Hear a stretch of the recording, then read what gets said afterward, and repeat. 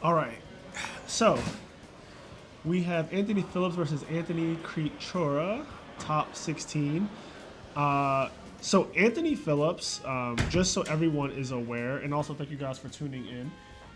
He does have a condition where he naturally like shakes. So don't assume that he's nervous, basically, because even if he's winning, he will still have that condition. Just by the way, so he wanted me to let everyone know that he's not necessarily nervous. It's more so that that's just how his body works. There you go. So with that out the way, how's everybody doing? What's up, TJ? What's up, Cave? Frulo? GBs for the win? Yeah, we're going to get some GBs. There are 2 GB players in top 16, so hopefully one of them can make it pretty far. We can get some GB gameplay again. We had Sean McCabe yesterday, which was amazing. Very happy to have that. Also, is there a spot? Yes, I got you. I'll plug in. It's just right here. I was going to plug it in, but I noticed there was no... Yeah, I took all my plugs. Yep. All right, so turn 1, just set up the Reborn Frog. Turn 2, we are specialing Swap Frog. So Anthony Phillips, if you weren't aware, is playing Frog of TK. He is the only Frog of TK player to top this tournament. What is Frog OTK? Is that Fishboard Frogs? Yeah. So he reached out to me like in March and was saying that he used my video to like learn certain plays of this deck, and he was thanking me for it. He's been a long-time supporter of I Am Nerd and the channel. He plays in our tournaments online. He does well in our tournaments online. He's won a couple, and recently, even like this past week, he literally got like 2nd or 3rd, I forget, at the online local that I do every week. So Baku Brody's nice. Like the fact that he topped this major and he's been training in the I Am Nerd tournaments makes me feel really good. Like he's been going through his training arc. Now the question is, does he have game here? I wonder what that back row is. Same. It needs to be torrential, I'll tell you that right now. Though he needs that 1 in 40 card right now. Yeah, it needs to be fucking torrential. Oh, here comes Fishboard Blaster. Yep. Was that in hand? I'm assuming it has to be. He started off specialing Swap Frog to discard Fishboard Blaster. Yes. So. Now I think his opponent is playing... Oh, here comes Briannak. His opponent is playing... What is this? It's Bottomless. So Bottomless is not enough. If Anthony... He can go back in. If Anthony played it correctly... So here's the thing. When I have game with this deck, I always make sure that a Bottomless is not going to be enough to stop me from OTKing you. Just like one of the things that you're supposed to be doing. Alright, so he's going... Now, he didn't use priority with Brio or anything. I want to say he only has 1... Or he has 2 cards in his hand. Yeah, that might be interesting. Yeah, I want to say... I don't think he has any spells. I didn't see any spells in his hand. I could be wrong. Okay, here comes another Death Frog. Yep. I don't know if he's dead. I think he's just trying to put pressure on him, but I don't know if this is enough because he's dumping his whole hand at this point. At least this is how I feel. Yeah, no, I know where this is going. I mean, it looks like he's going for Miss One in play. But like, if he needed to bounce the monster, he should have just used prior with Brio. So this is already looking a little interesting to me. Is his last card like Avarice? Because I feel like it better be Salvage or Avarice at this point. It needs to really be Avarice, though. Yeah, you called it. Yeah, well, I know the deck. This is the deck that I play, so like. So typically these decks run 3 Avarice, correct? Yeah.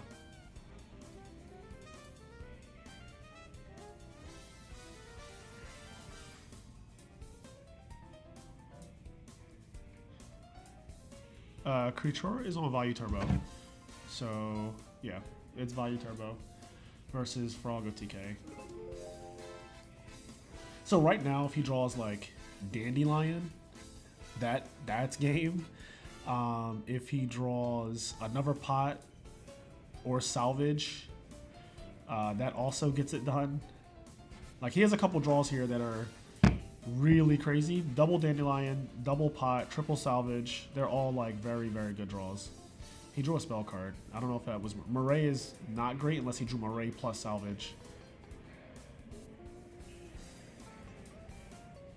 So I think I see a spell card. Murray, yep.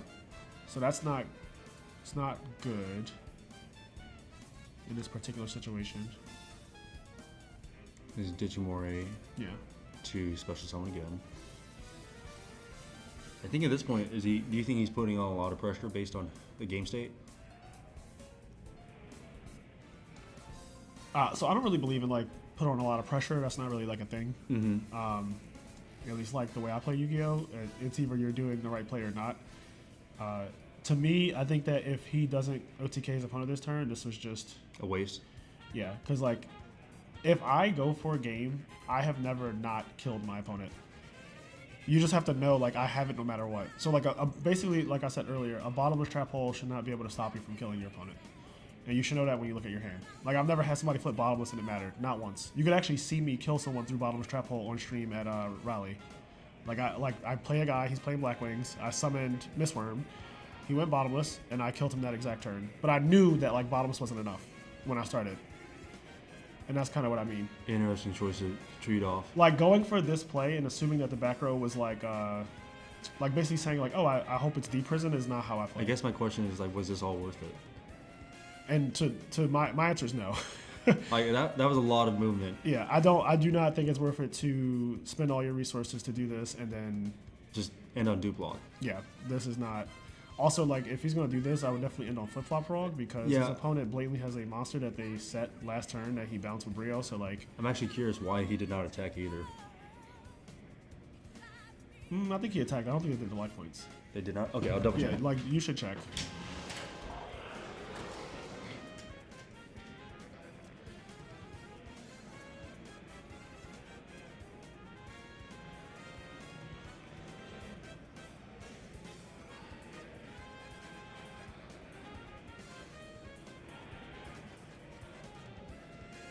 Yeah, I was like, "There's no way he did all that and not attack." Like, Yeah, they did not. They Yeah. did not keep life points. They're gonna keep track of it from now on. all right. Sonographer, we're gonna send.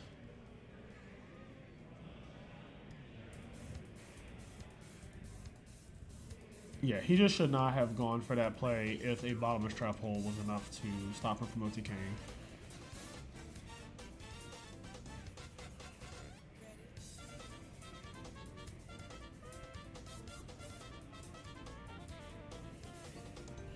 And I also do feel like there should be a flip-flop prog on the field because, again, like, how are you clearing any of this?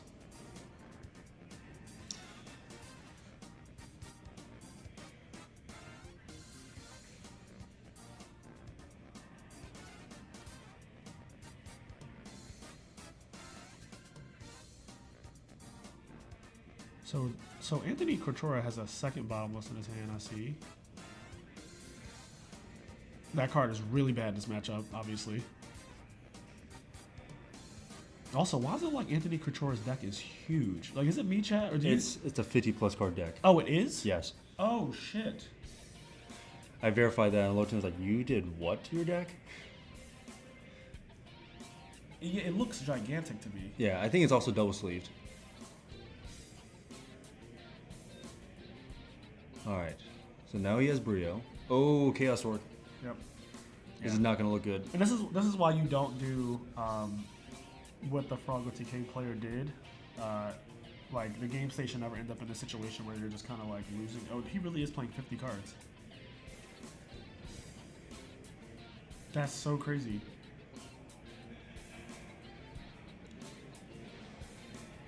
He has salvage in hand. Yeah, that's late though. He definitely just drew that salvage. Yes, he did. Because he pitched Murray last turn, so if he had salvage plus Murray, he would just play salvage and activated Murray.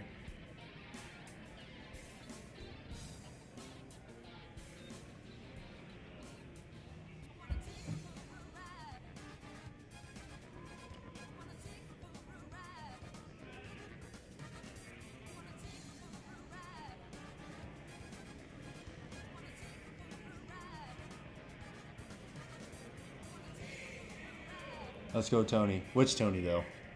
This is Battle of the Anthony.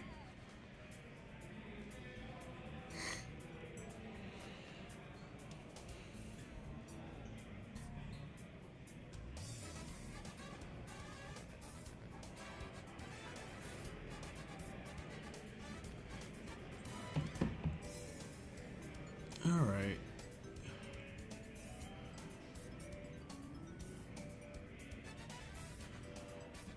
So he has another bottomless trap hole.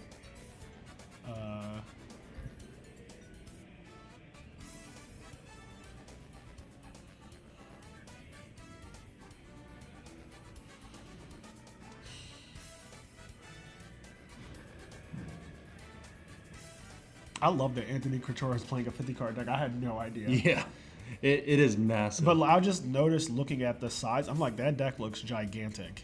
Yeah, when Anthony Phillips was shuffling the deck, he literally looked at it and was like, how many cards are in this deck? It's like, oh, it's 50. Yeah. Because it's not something normal for anyone to ask, but because of how fat it was, it made a lot of sense to you. I think he's about to go into Black Rose. Oh, shit. He's resetting it, and he just dumped his whole hand. Or Anthony Couture. Yo, why did he let him do that? He could have prevented it. Yeah, he could have bottomless the Dust Frog at least. So that way, like, at least it will cost more cards to do it. Because he could still do it, but he has to discard more cards to do it.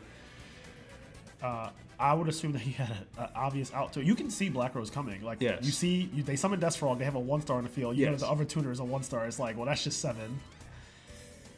You know what? I mean, the other question you have to ask is, like, if you wanted to waste resources, he could have just bottomless the Death Frog just for him to summon another Death Frog. That's what I said. Like, yeah. he could literally have made him use more cards. Yeah.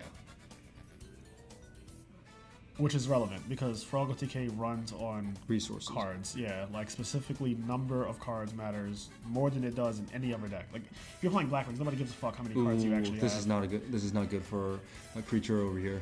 If you're playing Froggle TK, like the number of cards that you have is like the entire game comes down to the number of cards. It's putting on a lot of damage right now, so tree off Substitute. Yep. So it's 2 level 6s. This might be game.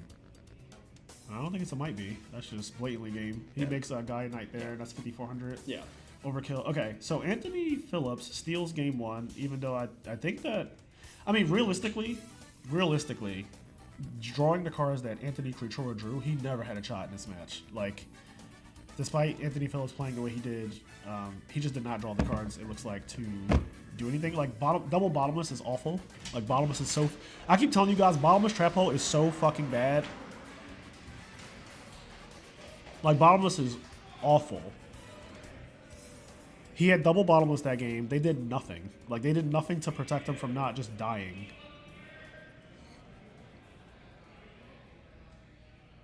Yeah, drawing double bottomless in a 50-card deck also fucking super sucks, too. Like... I just love watching somebody die with double bottomless trap hole. Like, that is just incredible. He got to resolve both bottomless, by the way. And didn't do a single thing.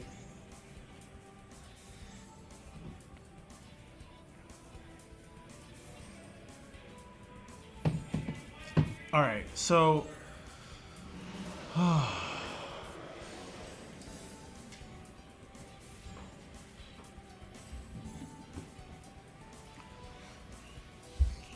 Yeah, just to be clear, like, he was dead no matter what.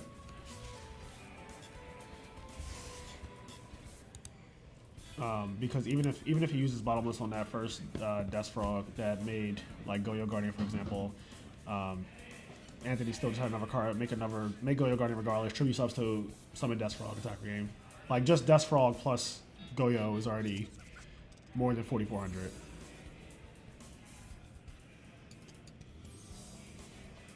We still have a lot of time for both players, so this is still anyone's match.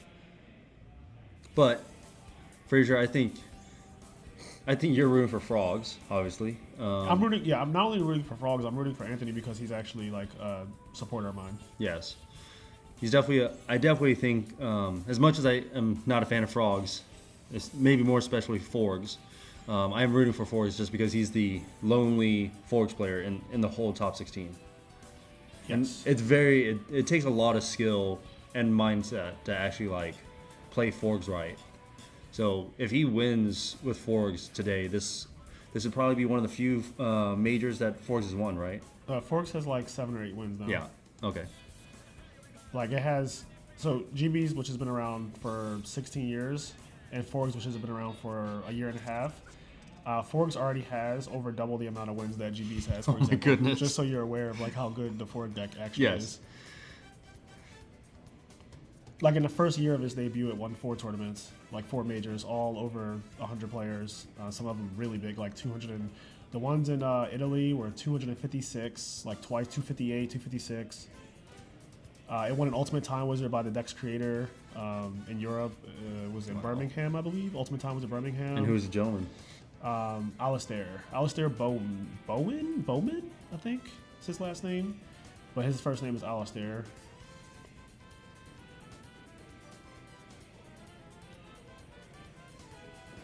I'm not a fan of frogs, but I hate the above 40 propaganda even more. Interesting. Yeah, I don't know anything about like a 50 card value deck, but I think that that's really, so the thing about value is that it's a deck of a bunch of one-ofs, like a lot of one-ofs.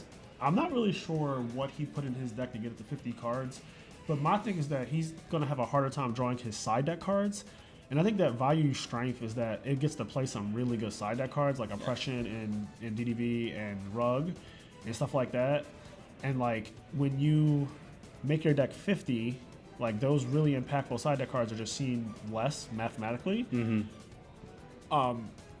So I don't know. I feel like this could be bad, specifically in this matchup where like drawing cards at the right time is everything. Like you need to see cards quickly. Yes. Like he only had 2 turns that last game. If you actually looked at that last game, he had 2 turns. Yes.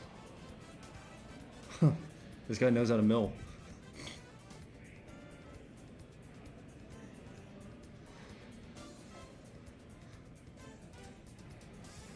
Three darks are not the right ones he needs to have engraved right now. And now Gores is also engraved, so it leaves him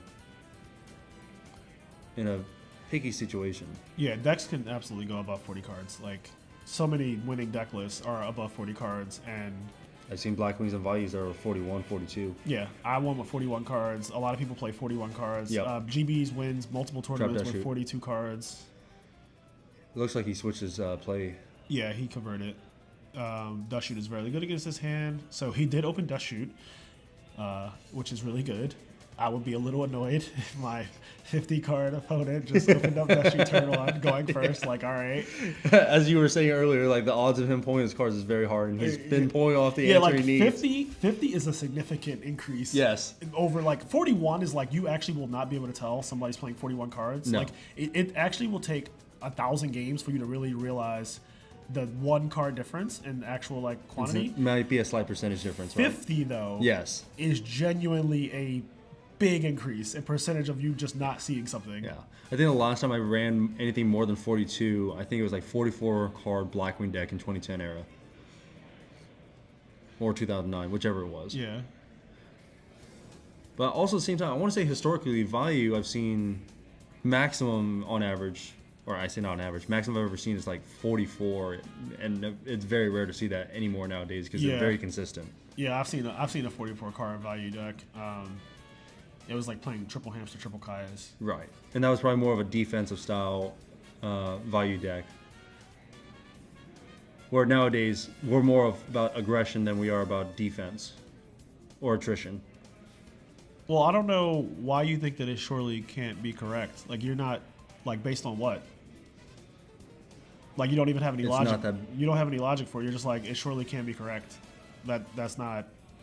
That doesn't mean anything. It is like, a big deal. Just because you say that. Yeah, it is a big deal. The odds of you trying to pull like a heavy storm out of a 50 card deck versus a 40 card deck decreases even more at that point. Like you can absolutely play 41 cards if you're increasing the ceiling of your deck, for example. Yeah. So like there's an argument for adding more cards to your deck so that your deck can do more things, which you make that trade-off because your deck is now more powerful as a result of it being a bigger deck than just like a 40 card deck that couldn't fit all of the engines and all of the pieces you need to do your combos. I mean, I would also say like Value and Lightsworn are one of the few decks and Frogs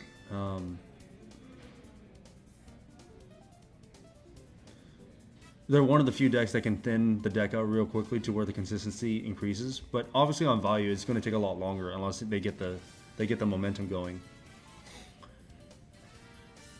And it seems like right now, Mr. Phillips over here does not have a monster to summon, and so he's sitting back and waiting.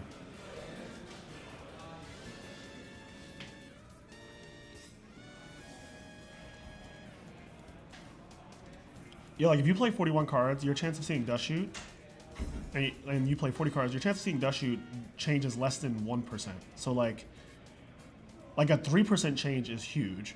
Yes. A less than 1% change is like, it would, like, again, it will take 100 games for you to really realize, like, oh, this, I don't see Dust Shoot as much in my, you know. I'm not a statistics person, but obviously if you increase the numbers, the chances of something that you're wanting is going to go down and not up.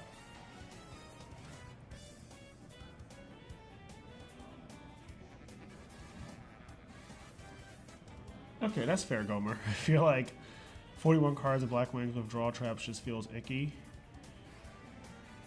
I really like draw traps and Black Wings, and I also like, because draw traps and Black Wings are not strictly just making your deck like 37 cards or whatever. Like, even if you play a 40 card Black Wing deck, but 3 of them are Yadas, your deck is not 37 cards because the draw traps, unlike Upstart Goblins, are cards that your opponent can actually interact with. You can't interact with Upstart Goblin. Right. But you can interact with the draw traps in a way that literally creates advantage. For example, like using MST or Heavy Storm on my draw traps, like literally impacts the game. Yeah, it's a psyop game with using draw traps at the end of the day. It's a game of like, does he have Icarus attack or not? And most people would kind of not fall for that feint, but also at the same time, it's a good way of actually applying pressure to your opponent where it doesn't technically exist on the player side.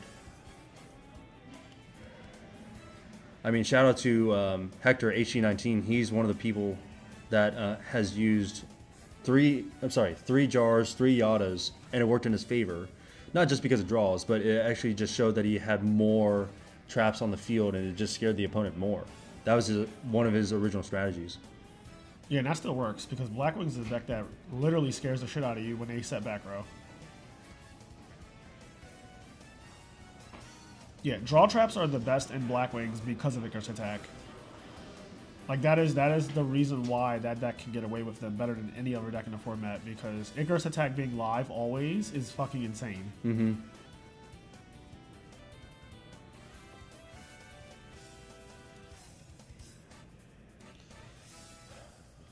All right, looks like we will be going to game 3.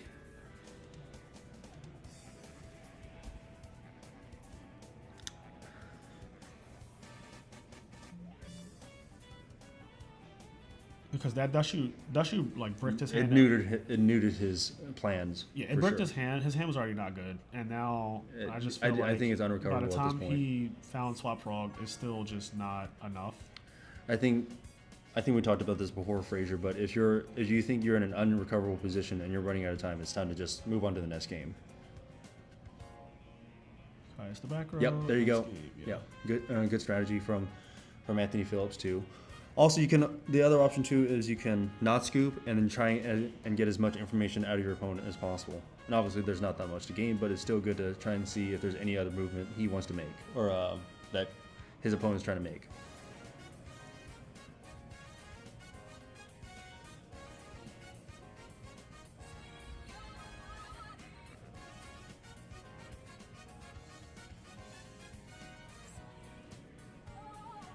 Is there a time in Top Cut? Well, there's a clock on the screen going down right now. And for this tournament, it is a 40-minute tournament, or 40-minute round, and we are doing 0, 1, 2, 3 for end of round procedures.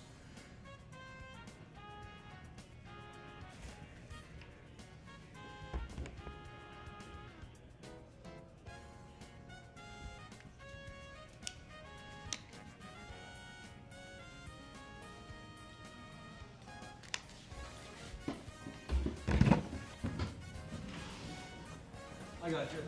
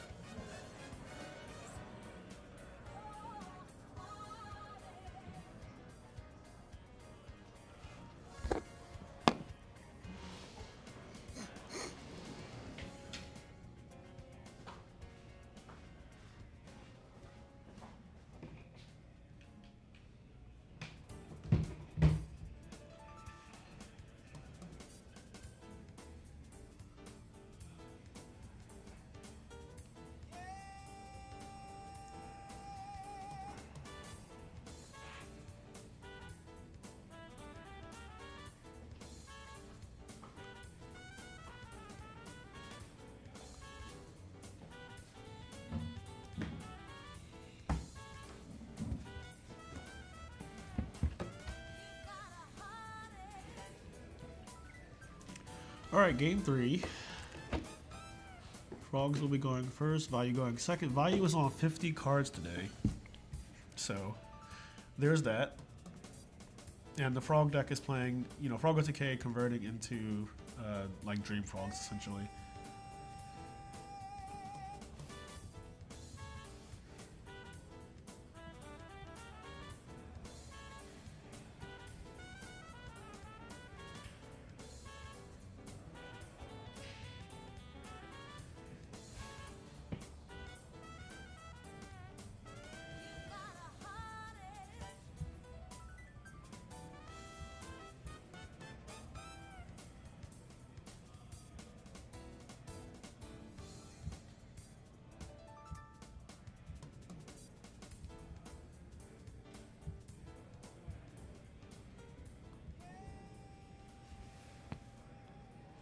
I think it's Creatura, not Creature.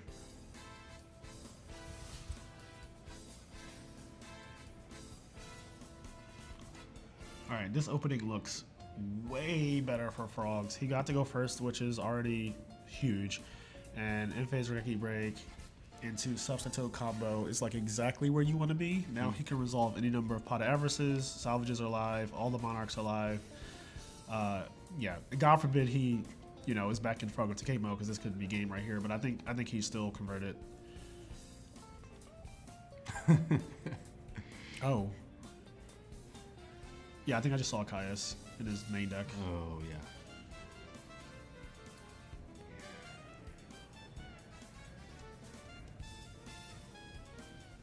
Yep, here we go. And I said he gets to resolve any number of Pot of Avarices. So, like, the way this deck beats you after game 1 is typically you just get, like, grinded out of cards. So, like, this is a... Oh, no, that's Crow. Yeah, that's fine. So this is already... He's going to get rid of the Flip-Flop Frog. I probably would have... I might have exposed a different Frog than Flip-Flop just now. So then you have to think the face-up monster is either Raikou or Hamster. What is this set monster? Is it Duprog? Yeah, so Duprog. Good call. Alright, so I'm going to go swap. He's not going to actually swap Frog. Bouncing Substitute to his hand. I see a Caius in his hand too, I'm pretty sure. Yep, so it's Hamster. Okay, so this is good for Anthony to be able to get the Raikou off, not take any damage this turn. He gets to pop and mill. Yep, Swap Frog's going to clear it.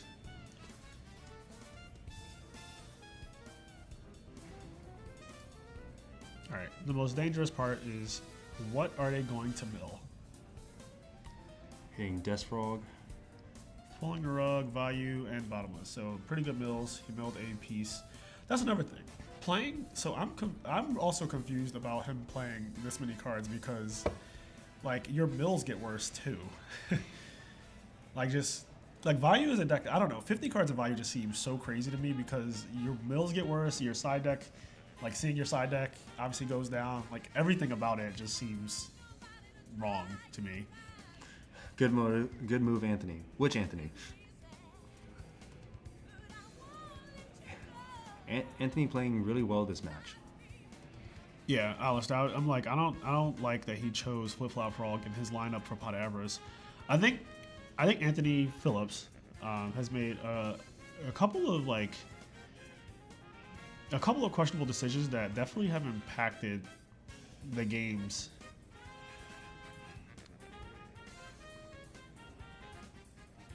And now we're discarding a breaker to pop a Gale on our Swap Frog. Like, I also don't like that.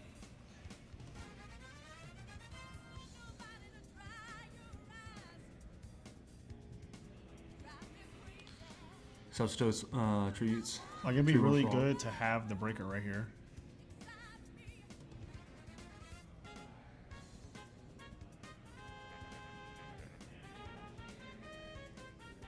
Going in a 2-block? Yeah.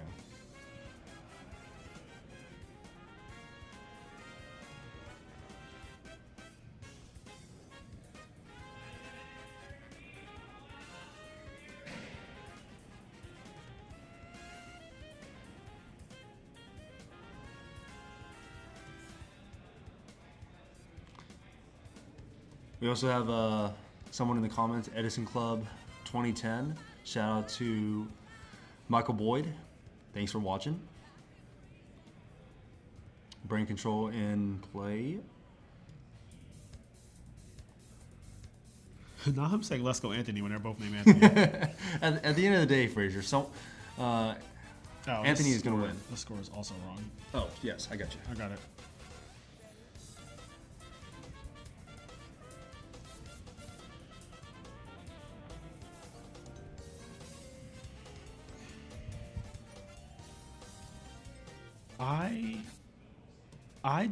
I don't understand like almost any of the plays this set.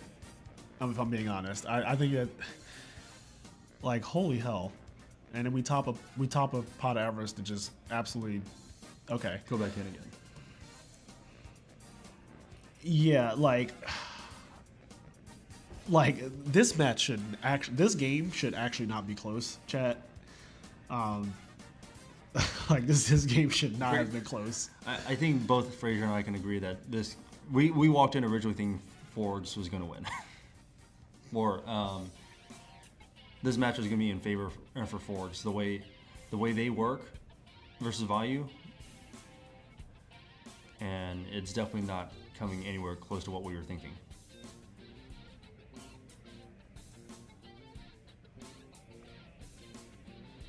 One and two. This is like the big five thing though, right? The top 5 decks in this format are so fucking powerful though that like even if you mess up, they just bail you out. Like that's one of the reasons why they're so powerful. Like you can fully just mess up and like as we saw yesterday, like oh top deck JD, like draw a dark arm, or like you know we saw like top deck you have a dead dark arm in your hand, you draw 1 card and you have no other cards and it's Rhoda, and then your dark arm is live and all of a sudden like you just like win the game from something like that. Just like very very crazy like bailout potential in the best decks. Unifrog's in play.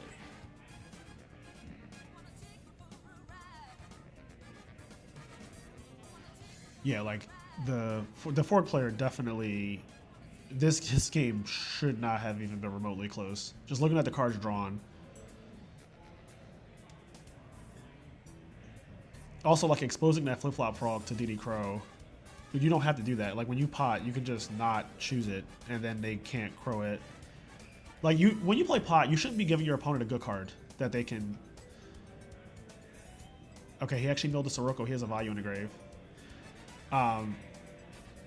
So yeah, when you play Pot Everest, like you shouldn't be choosing cards that your opponent can get any advantage off of using Crow. Crow should just be a straight up like 1-for-1 trade, and that's it. There should not be a 1-for-1 plus you got a good card out the game.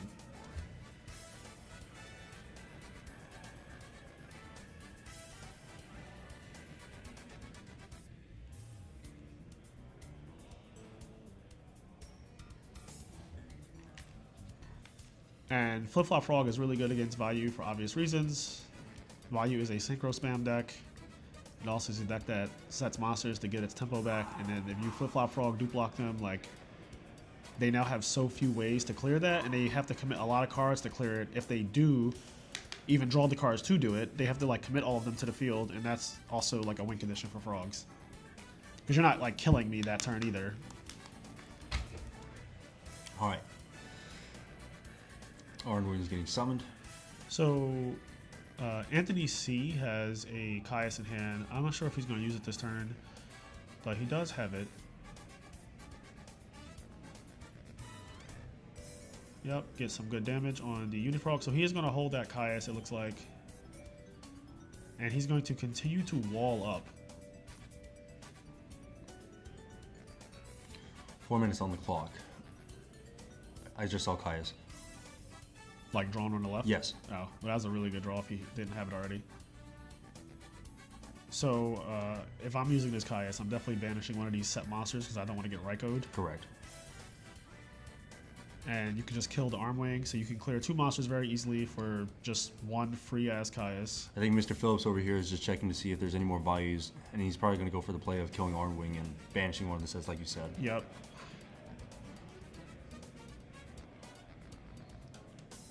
That's a Raikou. Yep, that's exactly what I wanted. Okay. 100 damage. Yeah.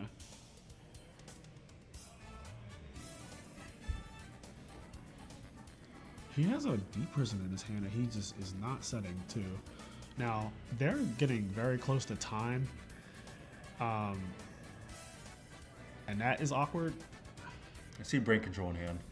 I do as well, but we know that Anthony C has a Caius in his hand that he held last turn, so that Caius is coming down,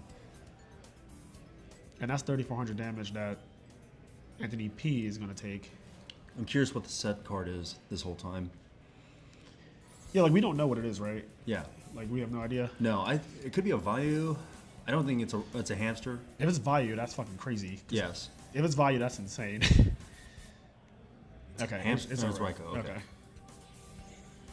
Speaking of Vayu, Oh my god. you know this the is number- over. Oh, that's so... Yo. That's so crazy. So he's taking 1,000 damage. And then Vayu plus Arnwing. So Yeah, so there's another 2,500 damage coming in. So that's 49. Oh, he's not doing it. There's no shot what? with how much time they have left? There's 2 minutes left, and you could drop your opponent to 200. There's no fucking world. There's I'm an not- Arnwing and a Vayu. Why? Is he just holding because he doesn't want to lose both? I He don't has know. brain. I think. Well, I don't think he knows that there's a brain control in He play. honestly, Anthony C. There's a chance that Anthony C can see that fucking brain control. And I'm just looking at the way Anthony P is shuffling, and like where he holds his cards at. I wouldn't be surprised if the Anthony on the right can actually like see his opponent's hand a little bit. This is a thing that people do that they don't realize they do, but like they hold their cards too low. Yes. And if you're someone who has played a lot of Yu-Gi-Oh, you can see a glimpse of a card, like literally the slightest piece of a card, and you know exactly what it is. There's a thing that I've seen in the One Piece scene where people will actually have like a 3D printed hand to where they can just lay the cards down and not have to shuffle the hand like we do in Yu-Gi-Oh. Oh, okay. And I think that's a really good way of actually not revealing as much information. I've actually, in my experience, and you might have seen this, like people show too much information of their deck when they're like going through their deck, and that I think is more of like a amateur thing too. Once you get towards a higher end of Yu-Gi-Oh, you tend to try and not reveal as much information. Okay. Okay.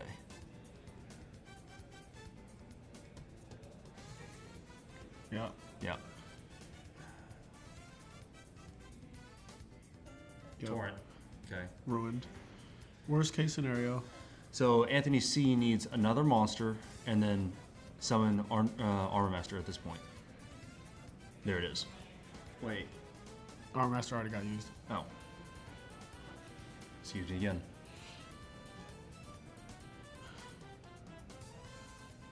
All right. So there's a Caius banished. There's a Caius in the graveyard. So Caius here would be game, but like there's very little chance that he actually draws the next one. Oh no! Are you? Are you fucking- cute? Oh my god! Oh well, that's really bad for Anthony C. That's actually worse than Caius because I guess Caius It was just game, never reset the mind. turn. Well, it's over now. Like you draw, you set cover. Yeah, you just kind of like lose to that. Does he have another Monarch? Oh my gosh! Oh, no. Not the third pot. Okay, All right, times. well, I'm gonna go take care of this. Yeah, I don't think you need to really do anything, to be honest. This game is already over. This has been a match of all time. I'll say that.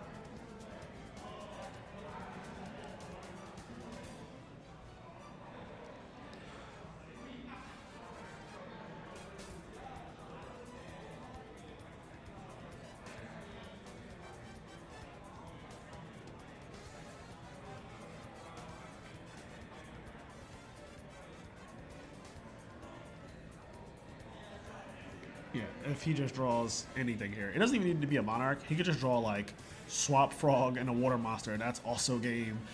Obviously a Monarch is game. Salvage is game. He drew the other Caius. Cool. All right. Well, At the very least, you got to see like how stupid I guess frogs are. I don't really know what to take from the outside of that, but like.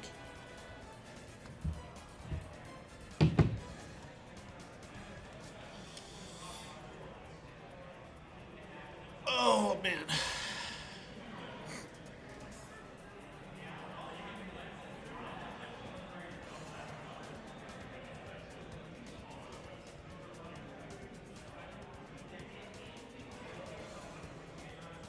I don't know why the value player didn't deal the extra 2,500 damage though, because like that literally prevents brain. Like it's weird. His opponent ended up having brain control, and he could have put him below brain control.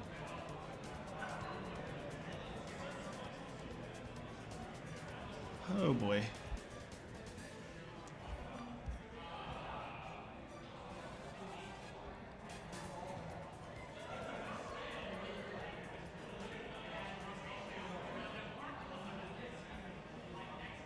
Like I don't even know, like holding the armor master, right? I don't even know what that does for you, honestly. Like I'm trying to think in my head, like if they have gores, they like, so what? Like you were always going to lose the gores. Even if you just go don't summon armor master, attack with the guy you have on the field, then go drop gores on that, you still lose the gores right there anyway. So you have to kind of like play like, all right, well gores is worst case scenario, but I already have attacked him many times and like gores has not dropped, so like. Unless he got lucky and just drew it, why would I play around gores now? Summon both, put him at 200, brain control's dead. It also makes it super awkward for anything, like if he gets touched at any point, he just loses the game instantly. So James Ark is advancing, and he's also going to be playing against Willie Beeman. So this will be Forgs versus GB. And then I believe these two are actually value mirrors at this point. Yeah, I'm definitely watching James Ark's match. Okay, let's do that. Yeah.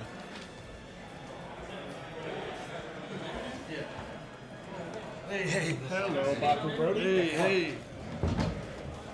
What's up? What's up? Oh yeah, that's my right hand, man. Yeah, this is like one of my best friends. Okay, how are y'all doing? Hey, I'm doing pretty good, So man. you won your top 16 match. Yeah. What are your thoughts on the match? So, I was kind of at a standpoint. He, when I'm shuffling his deck, Okay. I asked him what his deck count is, Yeah. and he said 50, and I was like, for a whole time, I was like, maybe I shouldn't convert because it would be harder for him to find DDV. That's okay. So it's so crazy you're saying this. I literally said exactly that on the stream. I was like, I feel like it's a mistake in value specifically to like go that high in deck count, because like how are you going to find your much needed side deck cards? I mean, game 2 was a non-game. I can't believe he opened us shooting 50 cards, That's which is the same whatever. thing. I was like, it can happen. Obviously, it can happen, but Yeah. it's just a lower chance of it happening. Yeah, that was unfortunate, of course. But yeah, I think from him, I think the sole reason why I escaped with that match, so I guess that the reason why I escaped with that matchup is because him playing 50 cards, I never saw him mill a DDV. Yeah, he didn't. I don't think DDV was seen at any point in in like the whole set. Yeah, and I have to imagine it's. It's in his deck. If I'm playing 50 cards, I mean, maybe I'm playing 3 of it. Yeah, You know? I would play 3 of it to make sure that I see it. He is playing DDV. You had some incredible draws that game 3.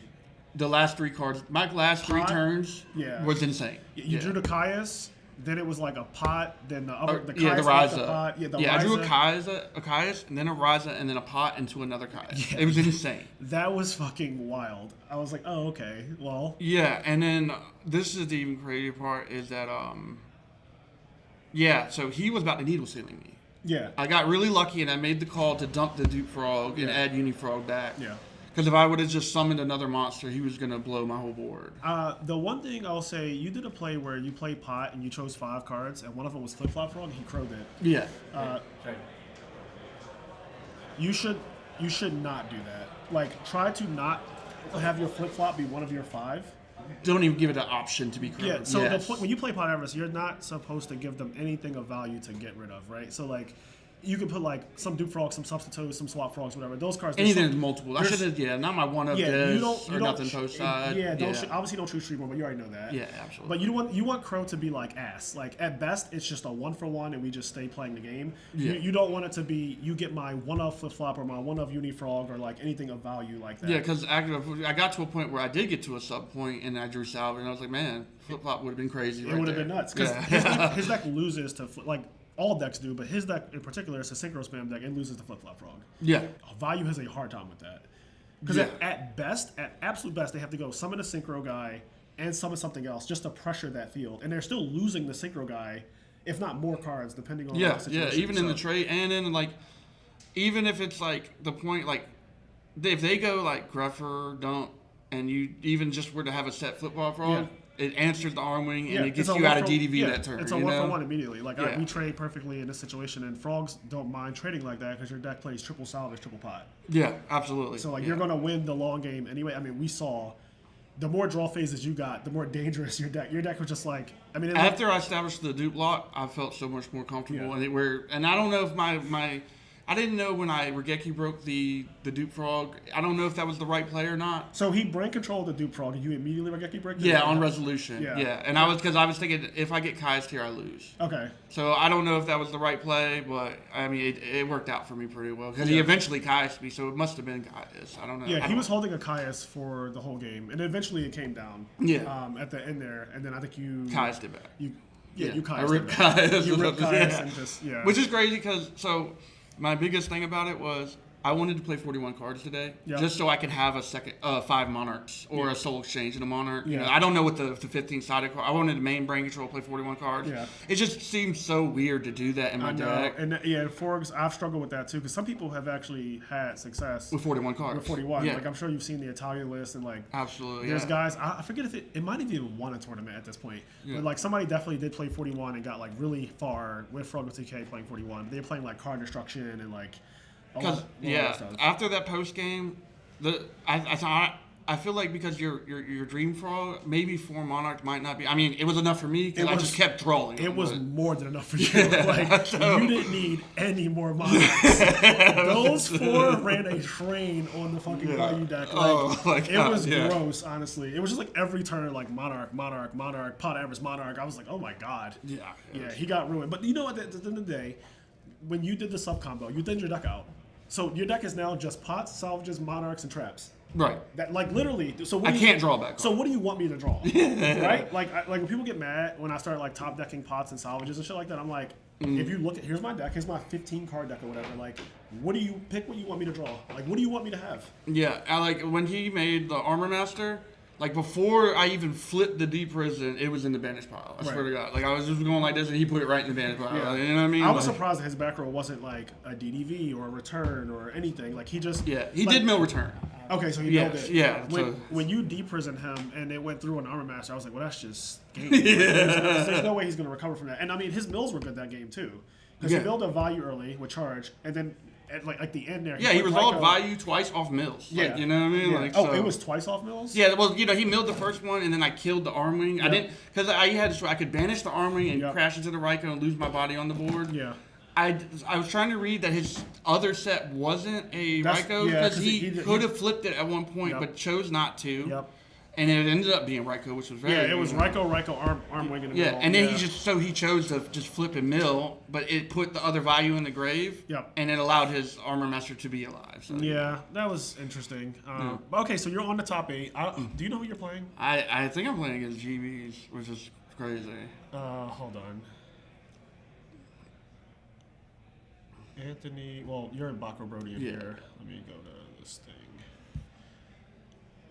Oh, you're playing against Sushant. So. Yeah, okay. You know, whatever. Good luck. Yeah, I appreciate it. All right, man. good luck to You're you. the man. Yeah, thank you. Yeah. Lily, are you up? Top 8. Oh, you're in top 8. Yeah. They have you wrong on this thing, I think. Like this is not right. It says Sean McCabe. Sean McCabe's eliminated. It says he's still in. Oh. So you're playing versus Chris Lee, I think, or something like that. No, Chris Lee lost. So they got both of them. This is wrong for both of them. It says Sean McCabe versus Chris Lee, Both of them lost. Yeah. I didn't know Sean McCabe lost, but Chris Lee, Chris Yeah, Lee. Sean McCabe texted me like 10 minutes into the round. I was like, I got scraped so fast. So, all right. Well, good luck to both of y'all. Yeah. Thank you, man. All right. As always. Yep. Take it down. I'm gonna give it my best. All right, guys. So we are gonna have James Ark in top 8 here. Let me get this set up. James Ark. Who's he playing? What? Why is this thing? Oh.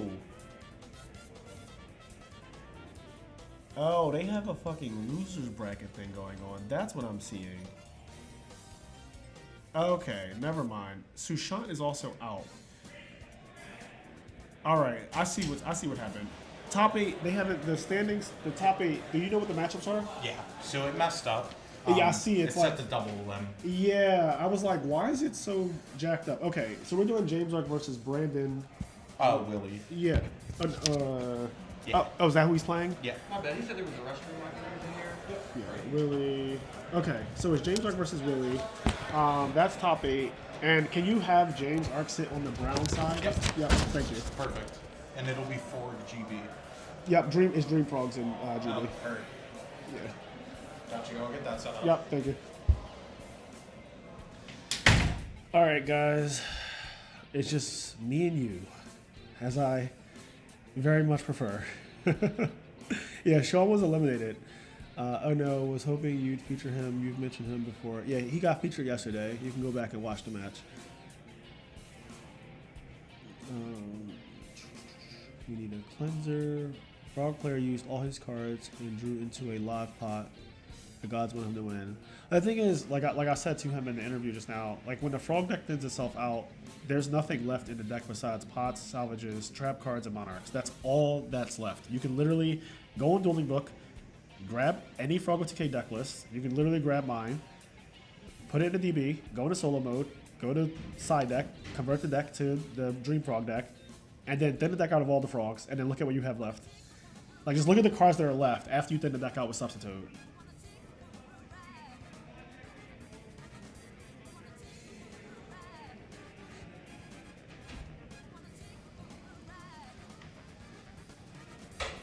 It's literally just monarchs, pots, salvages, traps. Like there's nothing else in the deck. So every turn is going to be disastrous. We're still doing James Ark and Willie. Yeah, and that's the point. It's supposed to be disastrous.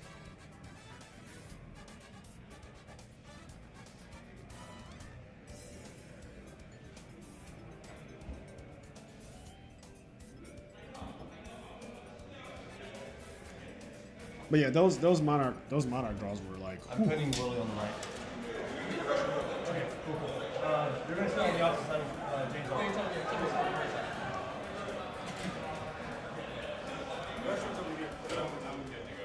Yeah, salvage is definitely worse if your flop is banished for sure. Yeah. Hello. I see you put on a better outfit today. You must be expecting to win or something. Yes, I was. This would have been a good fit too. What are you talking about? Yeah, okay. Pants were Fucking done. pajama Pants pants. Yeah. The pajamas. Fucking rolled out of bed. You did your hair today. Look at you. Who do you think you are? Playing sports. and stuff. Yeah. Who's left in top cut? Because Sushant's going, Sean McCabe's out. No, I thought Sush won. Are you sure? No, maybe not. I think that, like, losers. This is what they call a losers bracket. These are all the people that lost. So Sushant Actually, I lost. took a picture of it. Bowen lost. Yeah, I know, but Yeah. Nick Bowen. Nunez lost. Chris Lee's out. Like, I'm trying to think about who's left. Moot this year. Okay. I don't He know. plays Black. Yeah, played him yesterday. Okay. Jeremy, he plays Blackwing. Yep. Jonathan, he plays Bayou. Yep. Eric, I don't remember what he. I think also plays Bayou. All right. So, like, this is your hardest match right now, then. Yeah. Like, this is your hardest match. If you beat this, you just win the tournament, I feel like. Don't say that. I mean, I think that's correct. I mean, It's very, I don't very. have a great match against Blackwing or Bayou either. You do. Okay. I mean, maybe. How, Yeah, do, I how, mean, how do you I- think Dream Frogs? How do you think Dream Okay, Frogs? yeah. How do you think Dream Are Frogs you- won against? Yeah. Can I hear? Oh, okay. How do you think Dream Frogs won? Pure skill. No, that's never it. That's like, are you delusional? That's never. That's never. It. Well, what's funny, I don't know, like the bracket is kind of funny because a lot of the bird decks are in the top half, or at least the way like we made it by hand or whatever. It's like the bird decks are kind of in one side of it, and a lot of the other decks, which there are like 4 or 5 of, are Right. all like. Yeah, it's like 2 GB, 4 frogs, and a Twilight. Yeah, it's usually both like we would have rather been.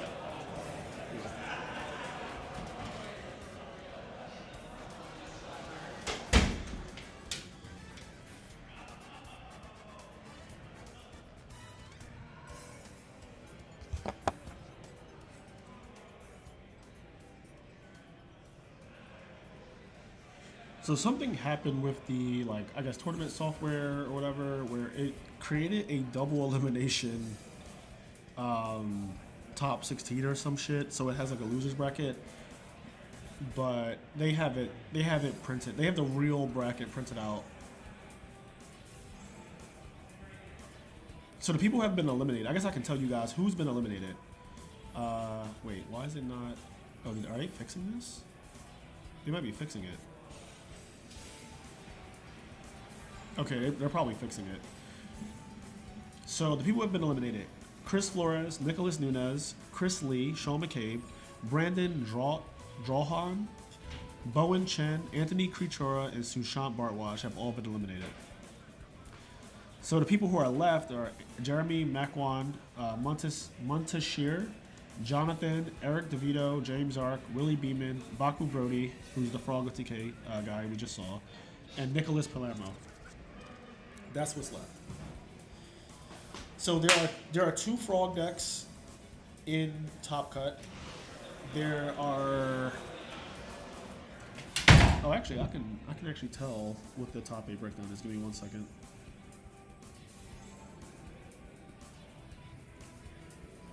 All right. So.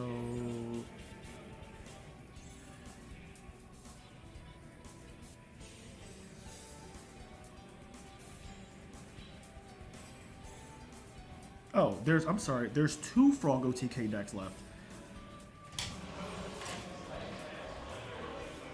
Or not. I'm confused. Never mind. I think they're still trying to fix this thing. Yeah, I think they're still trying to fix the bracket because it keeps on like doing weird shit on my screen, like in real time. All right. Well, there's at least 1 GV player left, and he is currently playing against James Ark. There was a Hero Frog in top 16. He lost already. He was playing Polymerization in his Hero Frog deck. We featured him twice yesterday.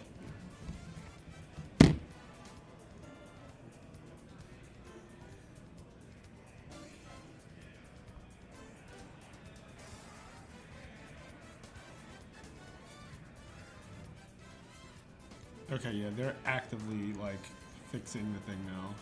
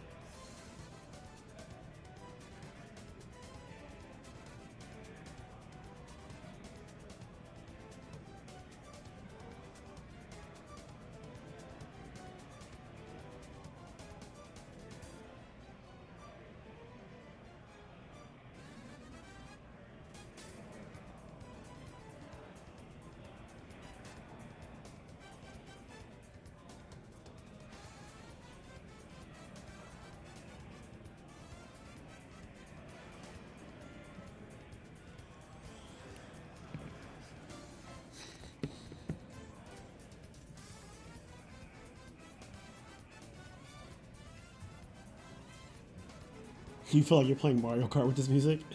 I think this music is from Marvel vs. Capcom 2. Like, pretty sure. Yeah, this is Marvel vs. Capcom 2 music.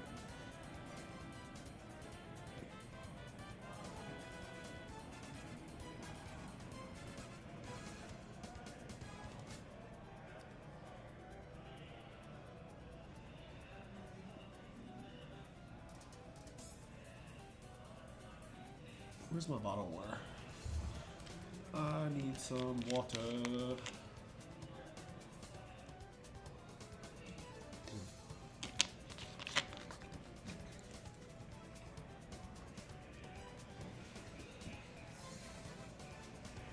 So, there's at least one Frog OTK, one Dream Frog, one GB, and I'm going to assume that the other players are birds.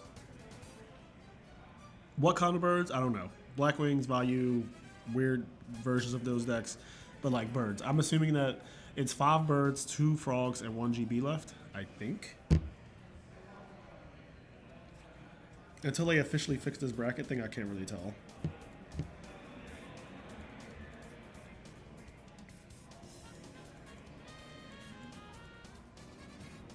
All right, yeah.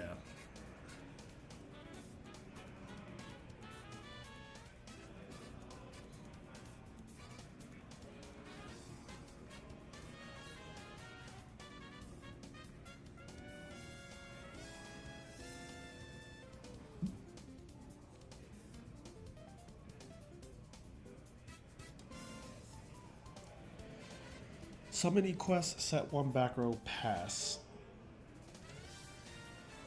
So the Dream Frog GB matchup can be really fucking bad for Dream Frogs because it doesn't have many outs too big, like to a GB. Like it can't just go like summon Alias right now or even summon Stratos, like attack over it. It doesn't have that many ways to deal with, like that quest is not easy to deal with. Then they do play Death Frog, so they can go like substitute into Death Frog, but like that's really not good if you have to do that. And usually the deck takes a turn to just like summon Swap Frog, set up the Reborn Frog, but like that's not good right now either.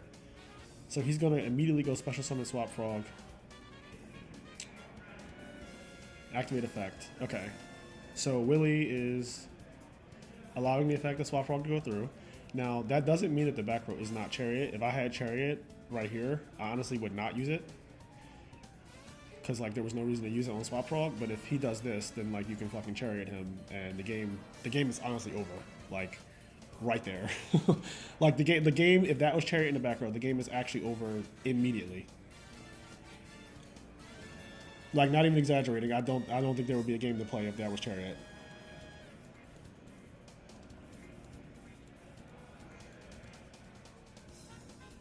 Fortunately for James, Chariot is not in the back row.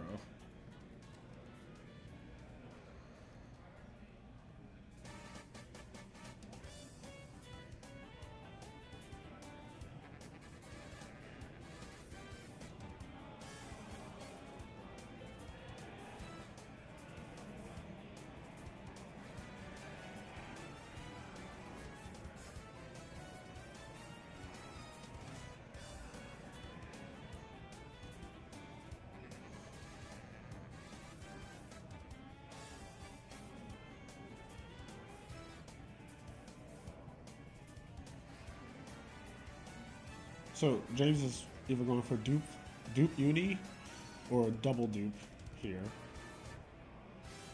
Actually, he plays Death Frog, but he fucking drew it. If he did not draw that Death Frog, then his play could have been different here. But unfortunately, he did draw it. So he's going into just full dupe block. Yeah.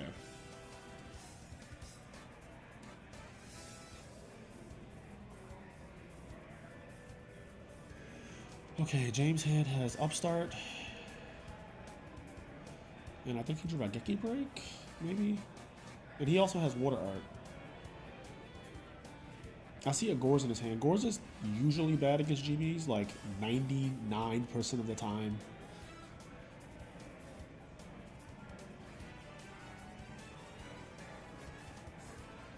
So James has to choose if he wants to set the Regeki break. I think you have to set the Regeki break here.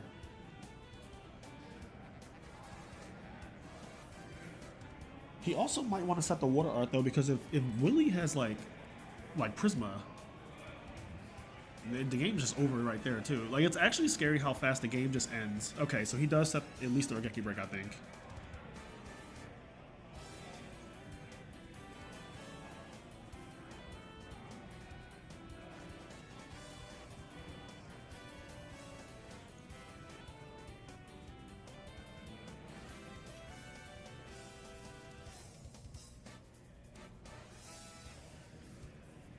Oh, is it water art?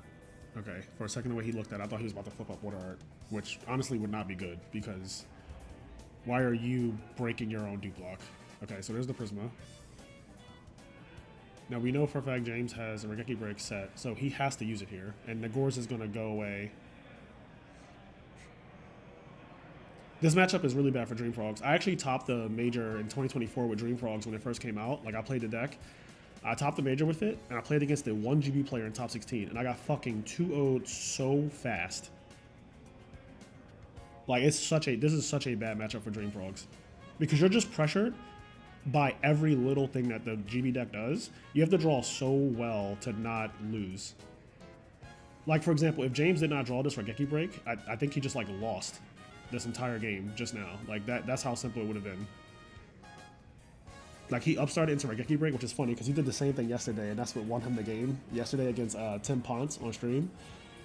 So, like, him drawing Regeki break off upstart again in a feature match, and it being the reason why he didn't auto lose is kind of funny. Did he just draw a pot?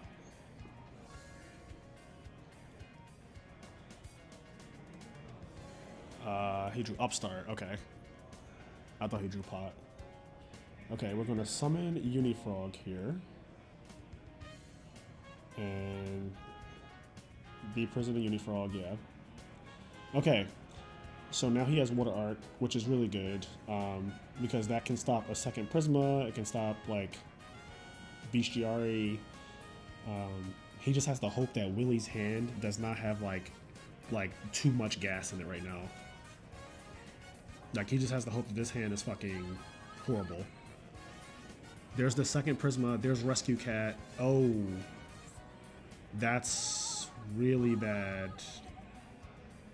So he has to take the second Prisma?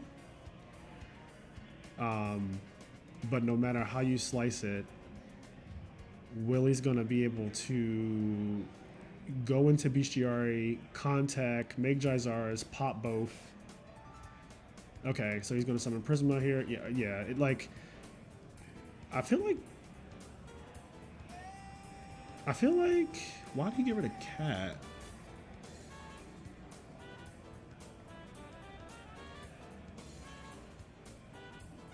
Huh.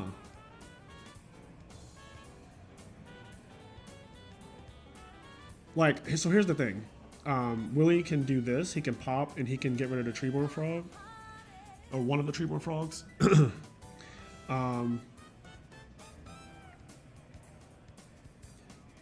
And then here's the problem. Here's the actual problem, chat. So Willie's hand is fucking Darius Test Tiger, and Prisma set up the Bestiari for next turn. So, like, I don't really know why. I don't know why he did it this way.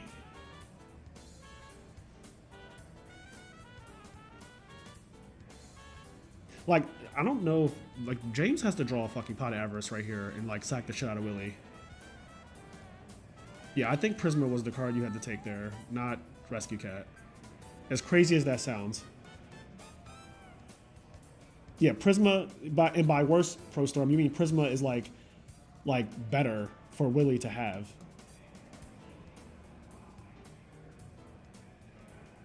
Right? Yeah, like, the difference is that he gets Bestiari in the graveyard with Prisma, which is, like, better for the GB player.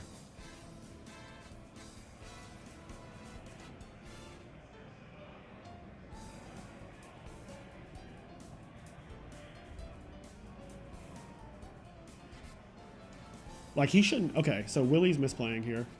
He should not have added back Bestiari. This is 100% wrong. This is so wrong. That there was no reason to do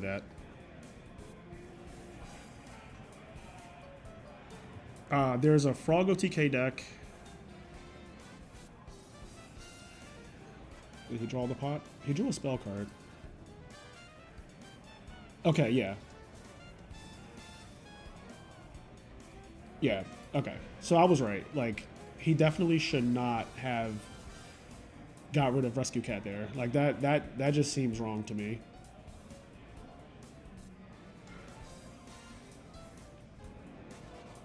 I mean, but one of them is objectively wrong, Alistair. Like, it does matter. Like, one is just objectively wrong. Like, you got to give yourself the best possible chance to win, and the GB player is already making misplays. Like, the GB player adding back Bestiari is giving you a chance to, like, actually come back. Because imagine if he had a Monarch just now, like, you are that much closer to stabilizing. Because you go Monarch, attack, and now he has to go summon Darius or Bestiari, go into Marmillo, and that's, like, way worse than going into Jaizaris again. Like, you're just that much closer to stabilizing. Also, he didn't banish any Treeborn Frogs. Oh, Ready R's it's not in hand, right?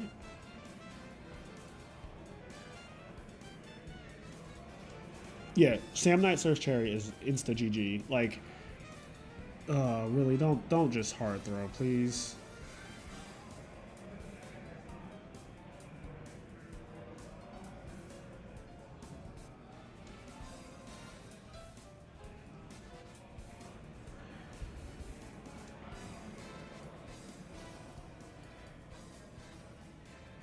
Summon Prisma again.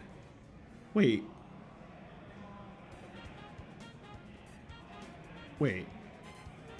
Oh, so he just drew Prisma again? Is that what I'm to understand from that? Like, I'm so confused. All right, we're gonna go test Tiger. Is he gonna just get the fucking Sam Knight here? It should just be game. This should just. Oh. What? Is this game? Like, is he going to attack for game here? Okay, James is just scooping. All right, that might have been game on board. I'm assuming that was just game on board. Is that pricing? Yes. Okay. That mat looks really fucking nice. Oh, yeah. Can I show that real quick on stream? Yes. All right, I'm going to switch to face cam chat. This is, I guess, someone's top 8 mat. Oh, let me fix this. If you want to show this one, here you go, sir. That is the. That's second place, and then gray is first place. Yeah, now these ones we've seen on stream. We don't need to show these. Oh, because like we've had these on stream all day. Fair enough. But like this one, just the color is like I just love this fucking color. Like this color is really cool, and that's Spine Gilman and Deep Sea Diva. Here's a pink one.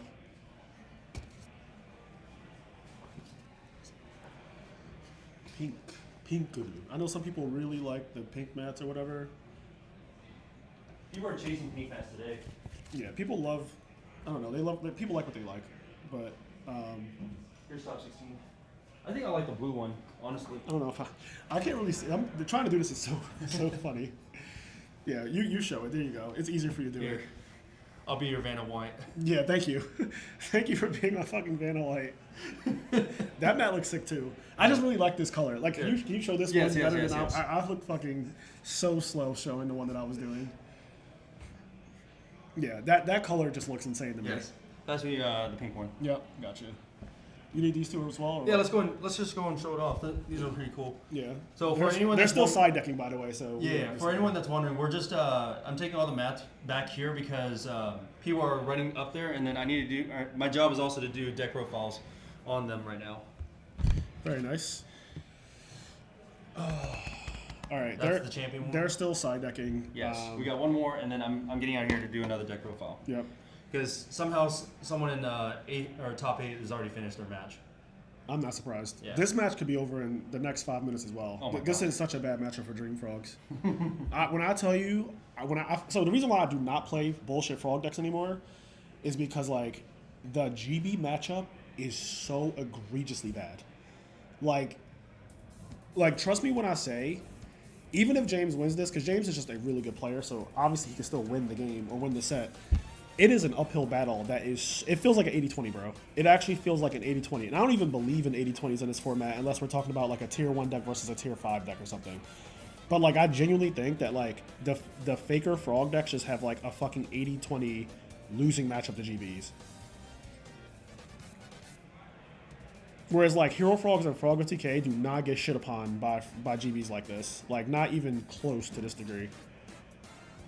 You just can't like, you just cannot pressure the GB deck without like very specific, like you need Heavy Storm, you need like, I don't know, it's just bad. It's just a bad matchup.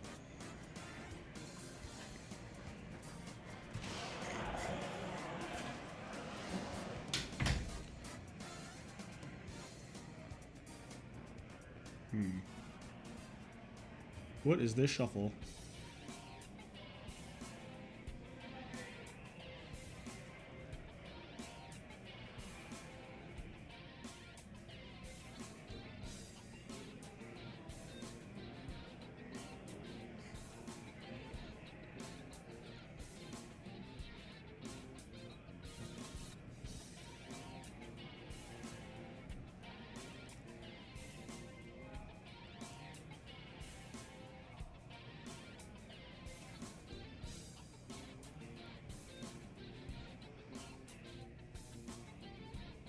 Yeah, Froggo TK can absolutely just decimate GB. I've beat a lot of GB players with Froggo TK, and the matchup actually lately hasn't been feeling as bad because you do just have like these blowouts.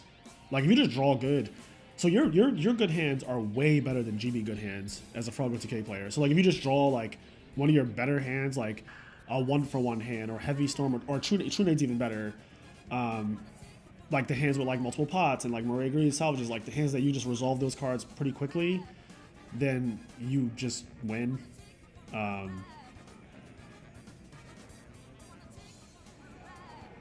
Dreamfrog is a grind deck, and it's just really hard to grind against GBs. They have inevitability on Frog decks like this so bad.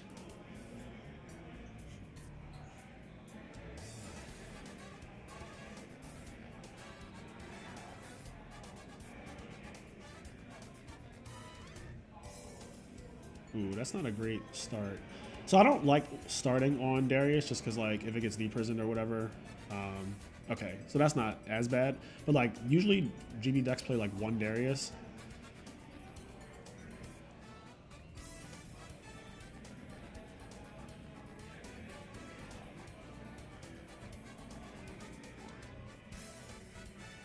Yeah.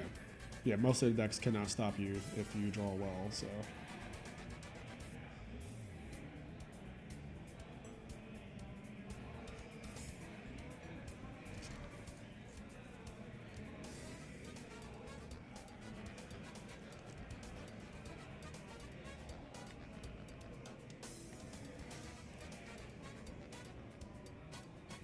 All right, James has a pretty good hand. He has like sub combo with, I think, Upstart Goblin. Or did he play the Upstart already? I think he played MST, right? I don't know if he played the Upstart. So he's like sub combo. He's going to get in 2,000 damage here.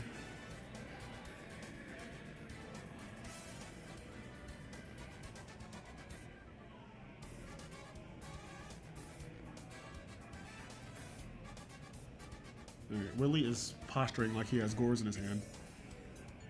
Oh, he does have Gores in his hand. Okay. Well,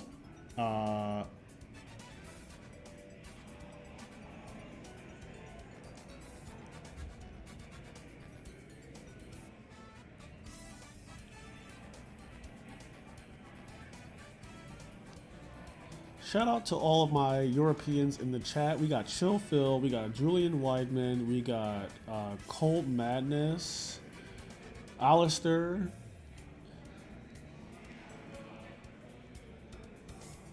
I love my Europeans. You guys are really funny. You guys are awesome.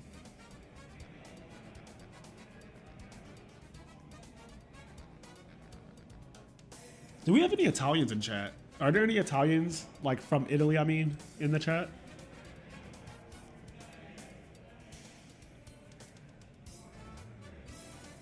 Like, where's my Italy representation at?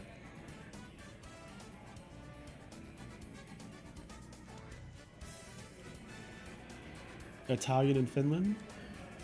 Antonio, shout out to you. Oh, Cold Madness, you're Italian? I didn't know that.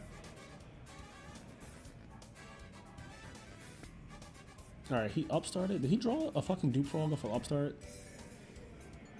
I am now European from New York City. Bro, you want to be from New York right now. The Knicks are about to win the fucking NBA championship. If there was ever a time to be from New York, it's right now. Somebody said, where's my Porcodillos at? Okay, D Zeko, 75 from Napoli. What about Americans living in Korea? Shout out to my Americans living in Korea as well.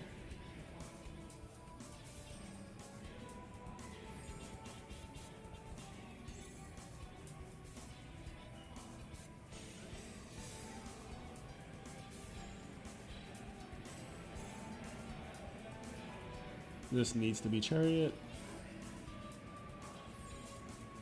It is Chariot. That is really fucking bad for James, obviously. Yeah, that's just really bad for James. He has 2 cards in hand, so if he has Prisma or just raw Bestiari or Cat, yeah, it could just be over. Test Tiger is also incredible here.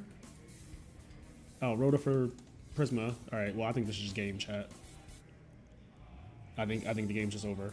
Like, remember when I said this matchup is fucking abysmal? And, like, I know some of you were probably like, Fraser doesn't know what the fuck he's talking about. This matchup is so egregiously bad, bro. Like, I said it before they started playing. I literally topped with the exact deck that James is playing right now. It feels awful playing against GBs. I felt like I couldn't do anything. And I never feel like that as a Yu-Gi-Oh player. Because I play, like, Hero Frogs or Froggo TK or, like, I don't know, Black Wings or stuff like that. Even when I'm playing, like, fun decks on Master and Disaster, I feel better than I do right now about the Dream Frog GB matchup. Yeah, James is definitely not happy.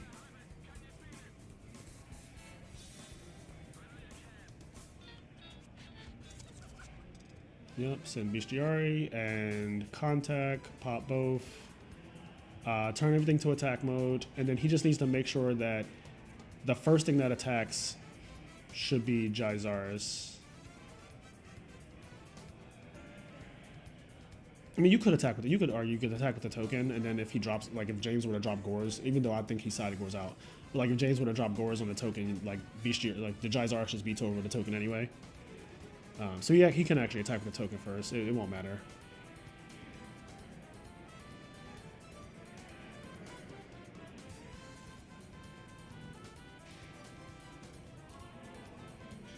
But like, there's really no way to win now. Like, I'm gonna be so real. He needs Willie. I don't even want to say what he needs to happen. He needs a disaster to happen to win this game from here. Like, there's like nothing.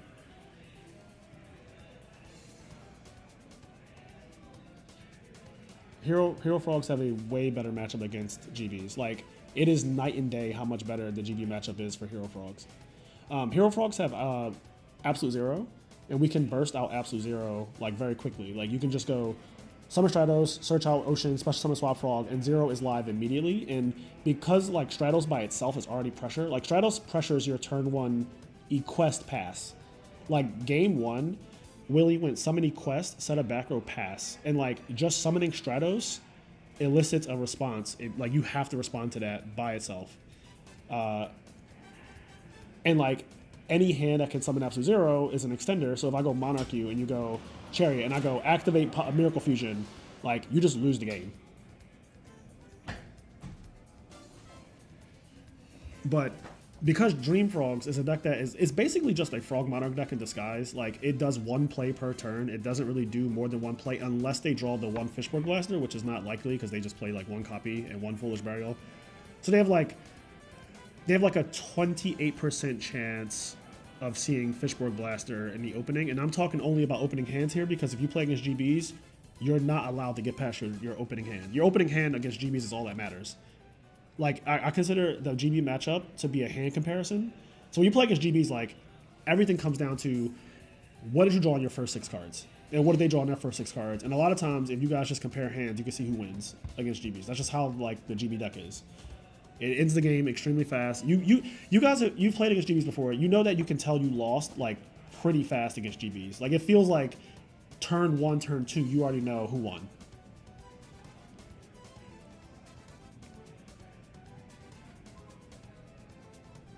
Yeah, that's how. Yeah, that is one of the ways James can get back in this for sure. Pelon, Jaizaris tag off for Darius and Ramillo. Ramillo pop his own Gores. Darius get bestiary contact for Jaizaris, pop itself and the token. That is like literally.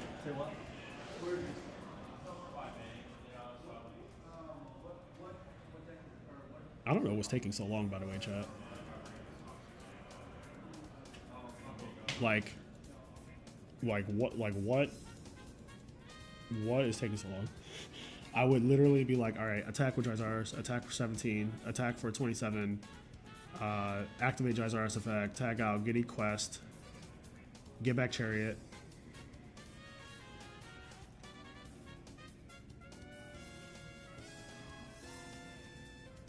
Oh, is it a 19 token? It's a 19 token. Yeah, Herc plus Chariot is just like what are we doing? Can he make Herc? I don't think he can make Herc though. Not the way I want to do this.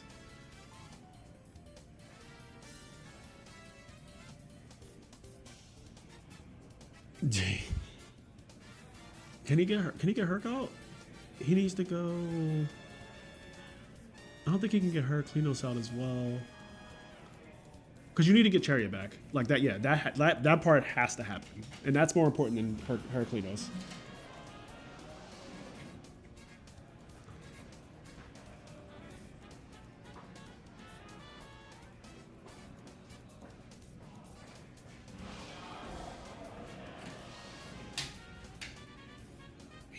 I don't know why he doesn't like vanishing cards though.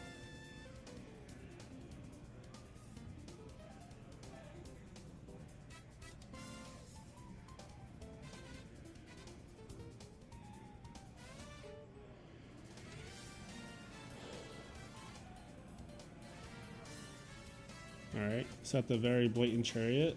James draws a monster, I want to say that was. Looks like, maybe was that Caius? I don't think any of these cards do anything. Oh, it's Breaker. Yeah, Breaker doesn't do anything. None of the cards he has do anything. You know what's crazy? The Gores actually fucks you too. Like the Gores being 2700 means that even if you did like summon a Monarch, he has Chariot, so you can't even do that. But let's say you could summon a Monarch, right? The Gores is a problem on itself because you can't not go for the Gores, and then you can only attack over 1 GB, and then he still has another GB to start his turn, which is a problem. And it's like there's just so many compounding problems right now. He doesn't have Heavy Storm. If he had Heavy Storm, he could do something. Absolutely, he could do like Heavy Monarch, banish a GB, attack a GB, set D prison. That would be like the play, and then just pray from there. Like, please don't fuck me. Like that would literally be the play. Like Heavy, tribute for Caius, banish like Laquari or Equest, and then attack over the other one, set D prison for the Gores. Pray to God that like your hand is just dead. But like this hand doesn't do a single thing. He has to go like special Cyber Dragon, special Swap Frog, tribute Swap Frog for Caius. It gets Charioted, and then like lose. Like I don't. There's no out. And like James is just having a hard time accepting that right now. But like there's no out. Like he's staring at his hand, but like there's no. Like, his hand is all monsters in a D prison, bro. Like, there's no out. You're at 1,000 life points. There's too many things on the field. You can't possibly, like... You can't, like, do any... There's no tricks that you could do. Like, Dream Frogs is just too linear. It has no extenders. The problem is that, to sum it all up, Dream Frogs does not have extenders. Hero Frogs and Froggo TK have extenders. They have triple Fishbook Blaster and Froggo TK, unlike the one that they play in Dream Frogs, and they also have Miracle Fusion in like Hero Frog's case. And those extenders matter a lot. Also, the higher attack power on Stratos, Alias, Like, that matters a lot too. Like, Malicious Edge being a monster that is 2600 and he doesn't have an effect that activates, so there's nothing that you can chariot, is really big as well. Like, just summoning Malicious Edge is big. Like, I've won games where I just summon Malicious Edge and I start attacking and they just don't do anything, and I realize their back rows are like Starlight Road Chariot.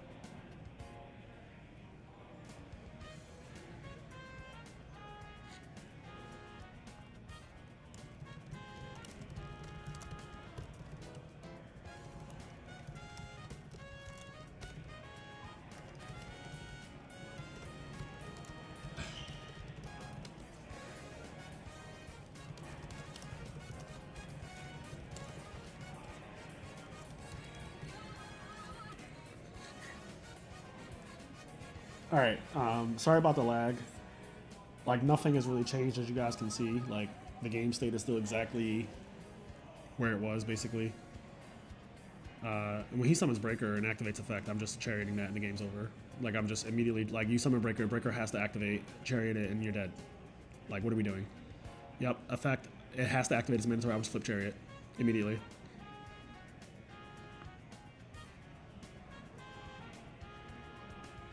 There's no reason not to chariot this. There's no, like, do not overthink it.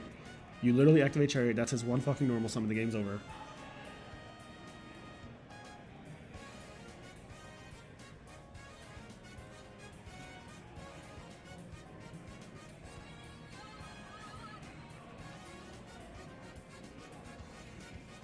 Yeah, you just activate it.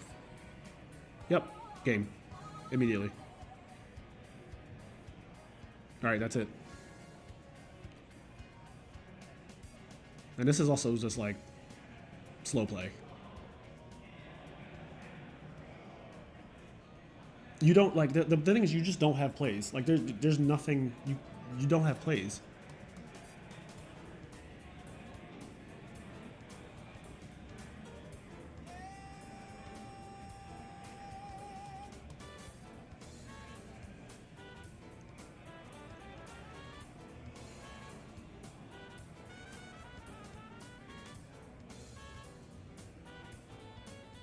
Yeah, but you can't take as long as you want though. That's the problem. Like you can play your turn however you want. You just cannot sit there for 5 minutes not doing anything is the problem.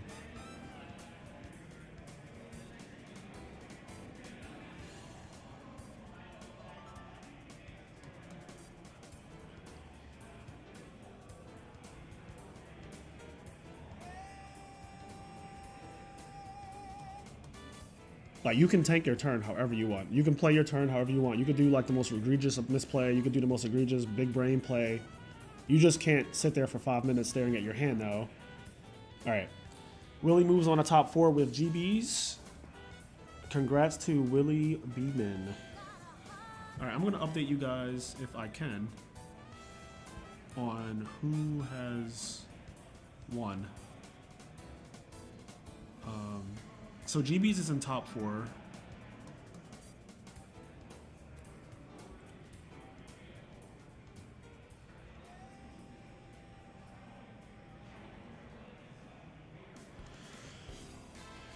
Yeah, that was 2-0 and it wasn't close. I told you before the match started, this matchup is by far one of the most... This is an 80-20 matchup. I'm saying it.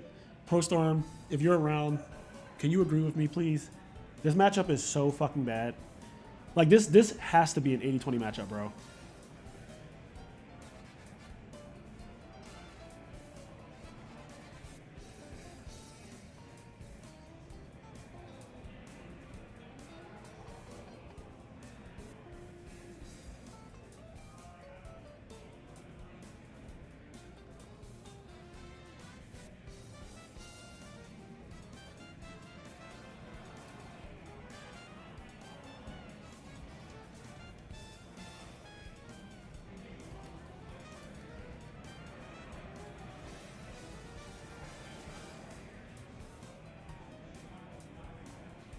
I just wanted to be known, so I just went back and checked on YouTube, and it took 3 minutes for James to make a single move. So that's why I was saying, like, this is definitely slow play. Like, it took 3 minutes to summon Cyber Dragon. If you rewind the stream, you can see between the time that he draws for turn and the time that he summons Cyber Dragon, 3 minutes passed. Like, you can see it.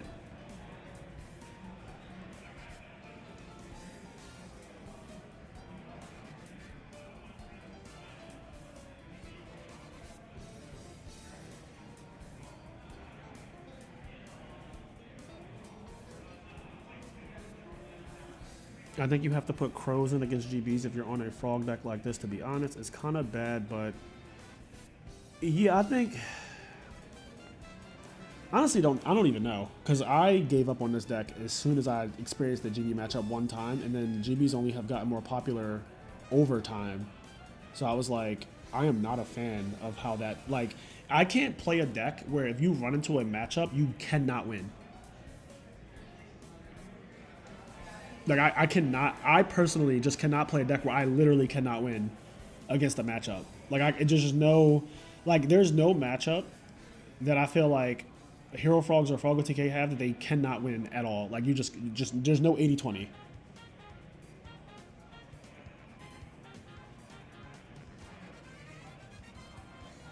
Yeah, there was way less GBs in 2024 when Dream Frogs came on the scene.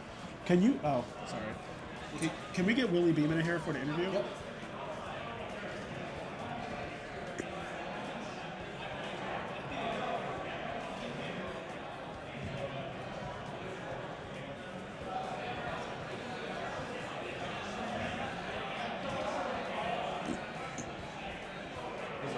Yep.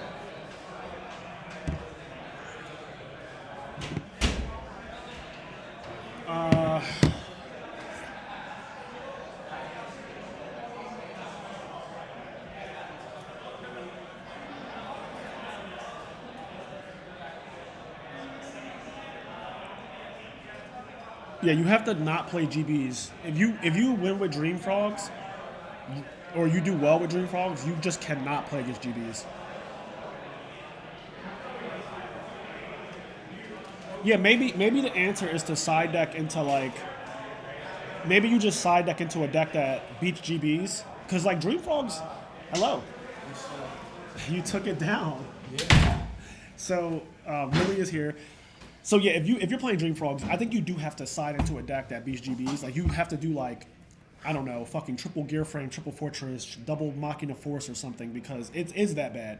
Anyway, Willie, you're in top 4. Yeah. You just beat James Ark, one of the best players in the top cut, 2-0 cream. Yeah. And you did it very, very well. Like, efficiently just dismantled that deck. How do you feel? I feel pretty good. There were a couple points where I let a little bit of nerves. This is my first time I've been on feature. I let a little bit of nerves get to me. Okay. Specifically, that's fair.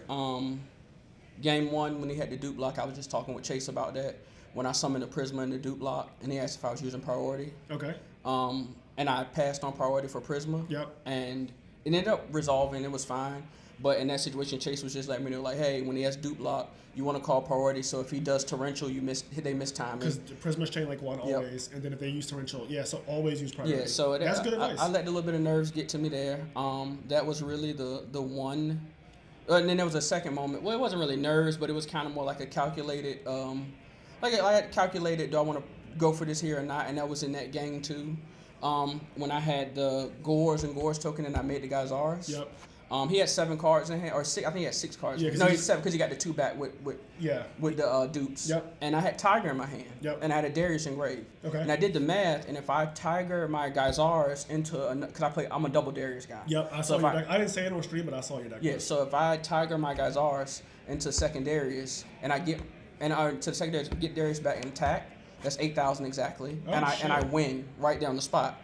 But my hand was so strong, and it would have. I mean, he had a lot of cards, but I knew like 3 of the 7 for sure. Yeah. And I'm like, he needs a lot to win here. And if he does have Gores, I don't necessarily lose to Gores at that point, but I can just hold his Tiger GB with a Bestiary engraved, and he knows about it. So now he has to think, does this play beat Gazar's Right. on the crackback? Right. And so I just swung for the 7,000. And it was like, I'll just set Chariot and pass, yeah. and you need to have a God hand Yeah. to not lose on the spot next turn anyway. Yeah. No, I think that what you did made a lot of sense. I didn't even know that you had 8,000 to do, but you could argue, right? Most people side Gores out against GBs. Yep. So there's that. But in your position where your hand is so inevitable, I think what you did is fine. Like I don't think that you need to like expose yourself to the off chance that like something can go disastrously wrong. Yeah. And you just end up losing the game on a disaster. Like you could just be like, you know what? I'm not gonna risk it. I'm gonna put you at 1,000. My field is crazy because Gore. I was saying to people like the Gores actually is fucking him over really bad, like James, because you had 2 GBs flanking the Gores and the Gores token. So it's like even if he can get a Monarch out, like he goes like MST the Chariot, and then like Monarch, like what do you do with the Monarch? Like you have to go banish a GB, attack the other GB, but there's still a Gores and a Gores token, and you still have a hand, and you have a graveyard of GBs as well. So I was like, this is bad no matter how you slice it, and the Gores is making everything more complicated. And his hand just had like a bunch of monsters. You knew about most of it. Yeah. And then he had like 1 D prison that he didn't set on the last turn. And I'm like, that doesn't do anything. And like the way you're playing, you also didn't believe him. Yeah. Because he like set a back row on that very last turn, and you just went draw, summon Prisma, send, contact, and like I was like, oh, so he just like, I don't believe you have shit, and he did it. Like, I mean, it was just a battle trap. Yeah. But like, obviously, you know, you could psych yourself out and be like, oh, it could be torrential. Then you could psych yourself out and say, oh, it's Mirror Force. Like, you could create a scenario in your head when you lose, right? Yeah. And that's one of the things that like we get in our own heads a lot of times, and we can lose games that are unlosable. Yeah. But you just were like, I want to win. Yeah. That's basically when I was really contemplating that Tiger guys our way. I was like, I just want to win the game right now. Yeah, I don't want this to go any further. But I was like, my hand is so strong, and I know at least half of his hand. I think I can. This is a situation where I can afford to just do the 7K, and I have GB Tiger with a bestie engrave on crackback. Yeah. And we'll see if he got it, he got it. But I don't believe it. Yeah, the thing about the GB Dream Frog matchup. So you were playing against Dream Frogs just now. I think that's an 80-20 matchup. I've played Dream Frogs. I actually topped the major in 2024 when Dream Frogs became popular. I topped the major. I played against the 1 GB player in top 16. There was 1 GB player. I got paired up against him immediately. I got 2-0 so bad that I was like, that felt like I had no agency in that matchup. And that's when I realized I was like, I will never play this deck again. No, seriously. Like, I went right back to Hero Frogs. Because my Hero Frog matchup against GBs, I almost never lose to GBs with Hero Frogs. Because, like, the Miracle Fusion is a huge problem. Stratos is a huge problem. Yeah. I play Alias, huge problem. Yeah. Like, so I can pressure you. Like, for example, game 1, you went so many quests at a back row. I play Stratos, Alias, Ecall, Rhoda. I play Miracle Fusions. Like, so I can. There's hands that I can draw. I play like Future Fusion in my deck. Yeah. Like, I can draw hands that like can immediately like, oh, that's a weak opening for GBs. Like 1 back row, I can deal with that. Like, Dream Frogs can't do that. Yeah. Dream Frogs has no normal summon that can beat over any quest. Like, not a single one in that deck. The best they could do, this is the best. Summon Substitute, get Death Frog, attack. Which is awful. That plays into Prison, Mirror Force, Bottomless. Book, Bottomless. Like it also plays in a Chariot because you have to use Substitute, and I have to be like, sure, like why would I let you use Substitute? I don't know. Yeah. So like it plays in everything. Yeah. So like that play is not real. So if your back row is anything besides like Starlight Road or MST or some bullshit, you lose if you go Death Frog turn 1 into like Equest, right? Like you just lose the game. Yeah. Your back row ended up being Deep Prison because later we got to see him go into Unifrog, and he attacked, and you just went instantly like Deep Prison. You summoned the second Prisma. Yeah. And then it was just lights out. I think he also chose the wrong card when he water arted you. Yeah. And he saw like. Yeah, when he water arted, like obviously. There's no, we're not gonna deny. My hand was stacked. Your hand my hand was insane. Fucking crazy. There, to be clear, there was no right choice for him. Correct. But correct. The influence Cat had on that decision when it was just not the right it wasn't, card. It just wasn't right. I was like, I mean, I was like, all right, Cat, I guess. I mean, sure. Yeah. Sure. Like Prisma is right there. Yeah. But sure. And in that situation, Prisma is just stronger than Cat. It is. It's weird because like some people, this is the problem a lot of people have. They kind of zone in on like the card. Yeah. They don't think about the situation, the context. In that context, Prisma was a better card than Cat. Yeah. Just full stop. Yeah. It was just a better card. Like you summon Prisma, you get the Bestiary and you get the contact. Yeah. And then next turn, your hand was Darius Test Tiger because you got rid of Cat. Yeah. But you're holding Darius Test Tiger, so you can threaten to do this again with the Bestiary in the graveyard. Yeah, and that's also one of my favorite plays too. Like when I can Prisma dump Bestiar and I have a second GB to make Geysars, Yep. and I don't have to send the Bestiar back to the deck, unless they're playing like Twilight and I'm like scared of Crow, Kaiku, or something like that. Yep. I love like that situation Yep. because now you on the other side of the table from me have to think about, can I beat a Geysars 2 turns in a row? Right, which is I was like that hand when you revealed your hand, I was like, oh my god, Yeah. like it was just such because like it looked like you opened up not that great when you went Summoning Quest Pass, but I was like at least you went first. Yeah. 'Cause that's huge. Even though, weirdly enough, you going second against his deck is actually better. Weirdly, because like I played that matchup. I played it more than once too, unfortunately. Like going first as Frogs when your best play is summon swap Frog, send Reborn, bounce pass, because that doesn't summon Stratos. It doesn't summon Alias. It doesn't like do block you turn one often. So like a lot of the times it's first play. It's just like summon swap Frog, bounce Reborn, bounce like pass. You know what I mean? Yeah. And you going second with a battle phase, your deck is a battle phase deck. Yeah. So like it actually does help you to be able to go like Secutor immediately or whatever. Yeah. If he doesn't see a trap card, which luckily he went upstart into Regeki Break game 1. Because game 1, you were going to win game 1 immediately. But he went, thin his deck out, play upstart Goblin, draw Regeki Break. Yeah. And then I was like, ooh, lucky because like, if he didn't do that, I just don't know. Yeah. Like, I was like, if Willie has Prisma here, but then he went upstart, draw Regeki Break, I was like, okay, so this game is going to go a little longer. But when he water arted you, I was like, oh, that's game. Yeah. Like, I was like, Willie can't possibly fuck this up. Like, Yeah. So, good shit. Yeah, thank you. That was a really good matchup. Congrats on top 4. Thank you. Thank you. Drink some water. Yep. Have some water before your next match.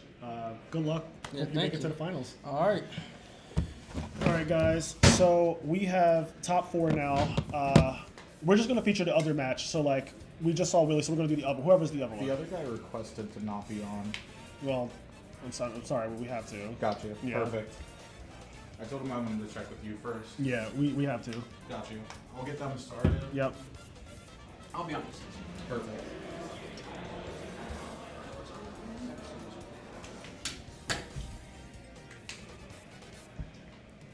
All right, we're gonna get top 4 in a second.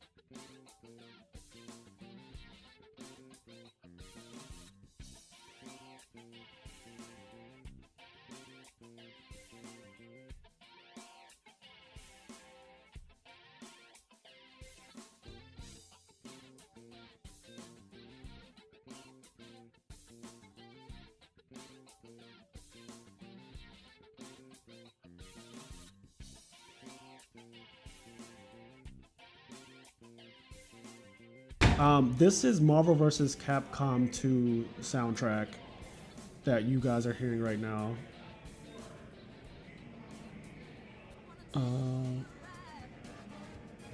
Is the secret to winning water. I do think that, and you can ask Eric Shen this, the person who's won the most events. He told me a long time ago, like, one of the keys is just staying hydrated. I also noticed that Patrick Hoban, back in the day, would carry a fucking gallon of water. If you ever saw Patrick Hoban in real life, you know that he just has a gallon of water that he just always has at events, like just a gallon of water. Eric Shen, also same thing, fucking gallon of water, a huge bottle of water, like always drinking water. And I'm a person that I can very often forget to drink water in between rounds or just in general. I get dehydrated, and then your brain just cannot function well if you are dehydrated. That is just a fact. Like, scientifically, you can just look it up. Our bodies cannot function well dehydrated. Like, you just will not think straight dehydrated. So, with that being said, it is in your best interest to just stay hydrated.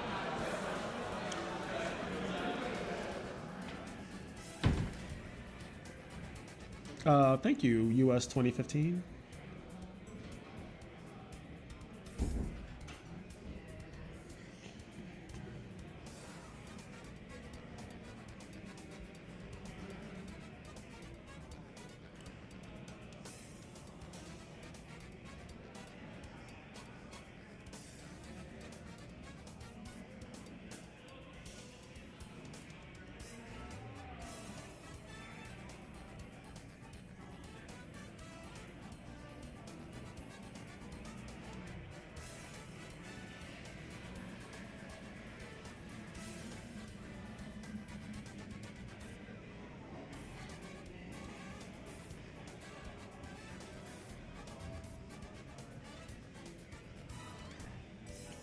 Bowen lost, I believe, in top 16. Bowen is out, yeah.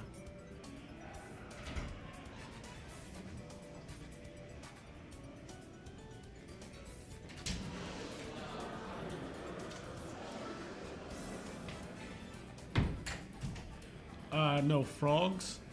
So top 4 is Frog OTK, GBs.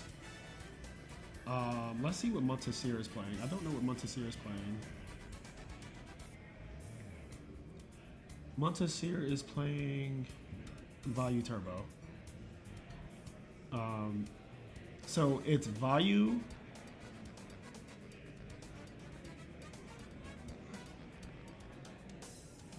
Okay, this is a Vayu mirror match. Okay, so top 4 is Vayu, Frog OTK, GBs. That's the top 4.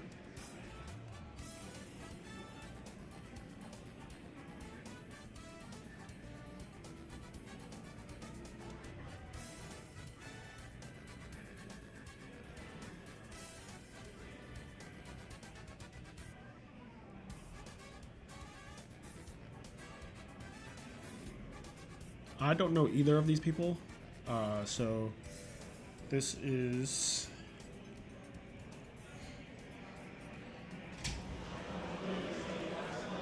Is that with you? Yeah, you want to Is comment? that out of bounds? No, what the fuck? Okay. At least, you're somebody who actually understands the game, so As opposed to who? as opposed to literally anyone else. So yeah, I like to have someone who understands what's going on. This is a volume mirror match, so honestly, I played Miniature yesterday. not the most interesting. Do you know either one of these people? Miniature lives in New York. I know his cousin. He's literally his cousin. I played him at a tournament before. Yeah, I don't know either one of them. They're both playing Vayu, and Yep. it looks like the one guy is playing like the Lila Icarus attack build that I think just won Detroit. And He definitely is playing Icarus. Is he playing Lila? I don't know. I'm gonna pull up the deck list. This is James, by the way. Yeah, James Ark is Sorry. here doing commentary with me. Yeah, one of them was playing like I saw Lila in one. I got list. demoted to the commentary booth. Yes, so you got fucking scraped. By... I feel like it was a close game. I was like, are you fucking serious? Yeah, no, that matchup is so bad. Like, I'm not like, I definitely can beat GB, but like I'm not necessarily expecting to so win it. bad. Like, Yeah, I sided a lot of cards for GB, but you also I went in knowing that it was Yeah. gonna be tough. The thing is for me is like, I just hope that I just don't play it. Well, exactly. I didn't until now. Exactly, and that's kind of like the thing. You just get paired up against one of the fucking 2 guys who actually is on that deck in the top. Yeah, cards, it's like, okay. I think that. Well, What do you think you needed to like win that any game? Like, because like game 1, he went first. He goes so many quests at a back row, which is not great for. Yeah, them, he feel like. he won roll, which is good. Yes, that's huge. But honestly, I won a lot of rolls yesterday. But he won roll, which is big. His hand when I water him was like. Oh, it was incredible. Like Tiger, Darius, Tiger, Cat, Charisma, Cat, yeah, like and Storm, but Storm. yeah. Yeah, that was insane. But like even then, the idea that I'm gonna water and take his 1 out to the deep block. Right. They play a lot of outs, and even if that did happen, like I don't really have anything going on for me. So we can see. Yeah, like, it's like you upstarted into a Geki break, which stopped the first Prisma, which Yeah. I was like, that's really good. Then you it's okay. I'm bleeding cards. Then you drew Unifrog, I think. Yeah. And you like brought back Treatment Frog, summon Unifrog, Yes. attack into deep prison, Yes. set water art, Yes. water art draw phase, pray to God, his Right. hand is fucking cracked. Yeah, exactly. That was So the I mean, entire I game. needed it to buy me time, but even then, like, the if I draw Caius and he doesn't have shit going on, like, yeah, it's good. But Right. yeah, and then the game 2. Honestly, I fanned my deck at the end, and like, I didn't really draw any Swar traps. Yep. I think at the very, very end, I actually made, maybe I would say a mistake. It definitely did not matter, but the very last turn, I could have, like, I think the correct play was like special cyber, special swap, tribute the swap for Des, and then cyber crashes the Laquari, Des runs over the Equest. Because I knew he had, I was pretty sure he had Tiger in hand because of Yeah. how long he thought. And Yeah, like, you could tell And he he also was- should have gone for the thing. But, Yeah. Because like, what else could he possibly yeah. be thinking about, Yeah, right? I And mean, you there's shouted no out extender in the Gores, deck. obviously, as yeah, well. but too, and so- he would have killed. I mean, He Darius for apparently Darius. was 8,000. It is. Yeah, he should have done it. But You did shout out Gores, right? Yeah. Okay. But Because like I was like, I'm pretty sure James shouted out Gores, but there's also I'm this. surprised like- he did not set up for us, to be honest. Yes, so I was shocked when he dropped. Surprising Gores. to me. Well, when you attack with Deathstroke, I said Willie's posturing like he has Gores, and like because he thought he didn't just drop it. He I was know, like, he I know, like- I know. But as he was thinking about it, I'm like, there's no way, right? Like, I was surprised. I mean, I wasn't even that stressed about. Like, I mean, it was not good for me the way it turned out. But like, right. I wasn't like, oh fuck, he has Flores. Like, Yeah. you know, Because you already like. because I had the Kaises. Yeah, you're like, okay, It next was turn. the I can GB try part it. that's gonna kill me either way. Yes, it's the Prisma Test Tiger part that's like, okay, cool. But yeah, I mean, we don't have to go on that much longer. But yeah, I mean, Well, they're not playing, so Yeah. I'm fine talking. the about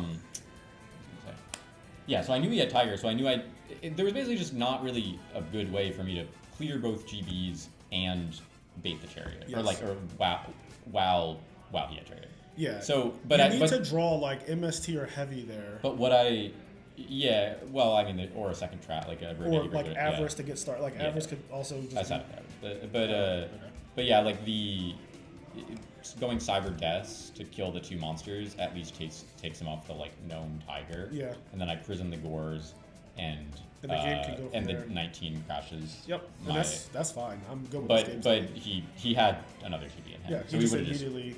no, like he had a second GB in hand, so he Okay. would have just Geysers me anyway. He didn't need the GB on field. Oh. Yeah. Oh, because his graveyard. Does he have? He had Beast Bestiary. Okay, yeah. So yeah. So, So just- he was gonna Yeah, win. and he plays double Darius apparently too. So Yes. like, there's no. That was actually like, I mean, truly, He fucking did led- not end up mattering. But in No. game 1, he showed the second Darius. No? Oh, he did. Yeah, he led on Darius game 2, and I was Yeah, like, Chase asked him right after it finished. Chase was like, "So why did you?" yeah, because apparently he went Summon Prisma. You said, "Are you using priority?" And he Yeah, said- also that happened. And he said no, Yes. and that is wrong because you should always use priority on. Why is that? Well, apparently, Doomfall can miss timing, right? Which is a mechanic that Yugioh no longer uses in Modern, but back in 2010, there's this thing called missing timing, and when you summon Prisma, you can go Chainlink one Prisma, so that way, just in case James happens to have Torrential set, if he decides to activate Torrential Tribute on the summon of Prisma priority, Torrential will be Chainlink 2, Prisma will be Chainlink 1, even though it won't. Oh, so they would miss timing. They will miss timing. Oh. So you should always when you're summoning it into a dupe, or maybe even if they have a set monster. yes, you should Wow. just be using Prio on Prisma, which we all learned collectively. What about like maybe in the Lightstorm matchup if there's something like a Lila? Usually the priority there doesn't matter, but maybe Maybe you want to do the against same frogs thing. you would You probably want consider to do the doing exact that. same, like summon Lila Prio, even Wow. though Prio and Lila is kind of a meme, Wow. but like But making it actually matters there. but it matters. Huh. Yeah, having something be Chainlink 1 is very good. Interesting. Moral of the story: if you can do anything Chainlink 1, Interesting. because we keep seeing That's people, most things that you do, I think, are chain like one. Yeah, well, you should try to Most do. actions you do. You should try to create Chainlink 1s on Yeah. purpose, like Yeah, even when yeah. they don't necessarily like. Sure. Like you might think, oh, this doesn't matter. I'm going to Lila pop anyway, but it does. It could matter. Yeah. You're right. It's kind of free It's kind of free to do because so. either they have the response they were gonna have anyway, or you make them or miss timing. Yeah, or you make them miss timing, Yeah. and why give your opponent a free search of their deck? Like That's I so don't. true. I'd rather give my opponent not pick up their deck. So the top 4 is 2 value, Frog with TK and GBs. Baku Brody. Baku Brody.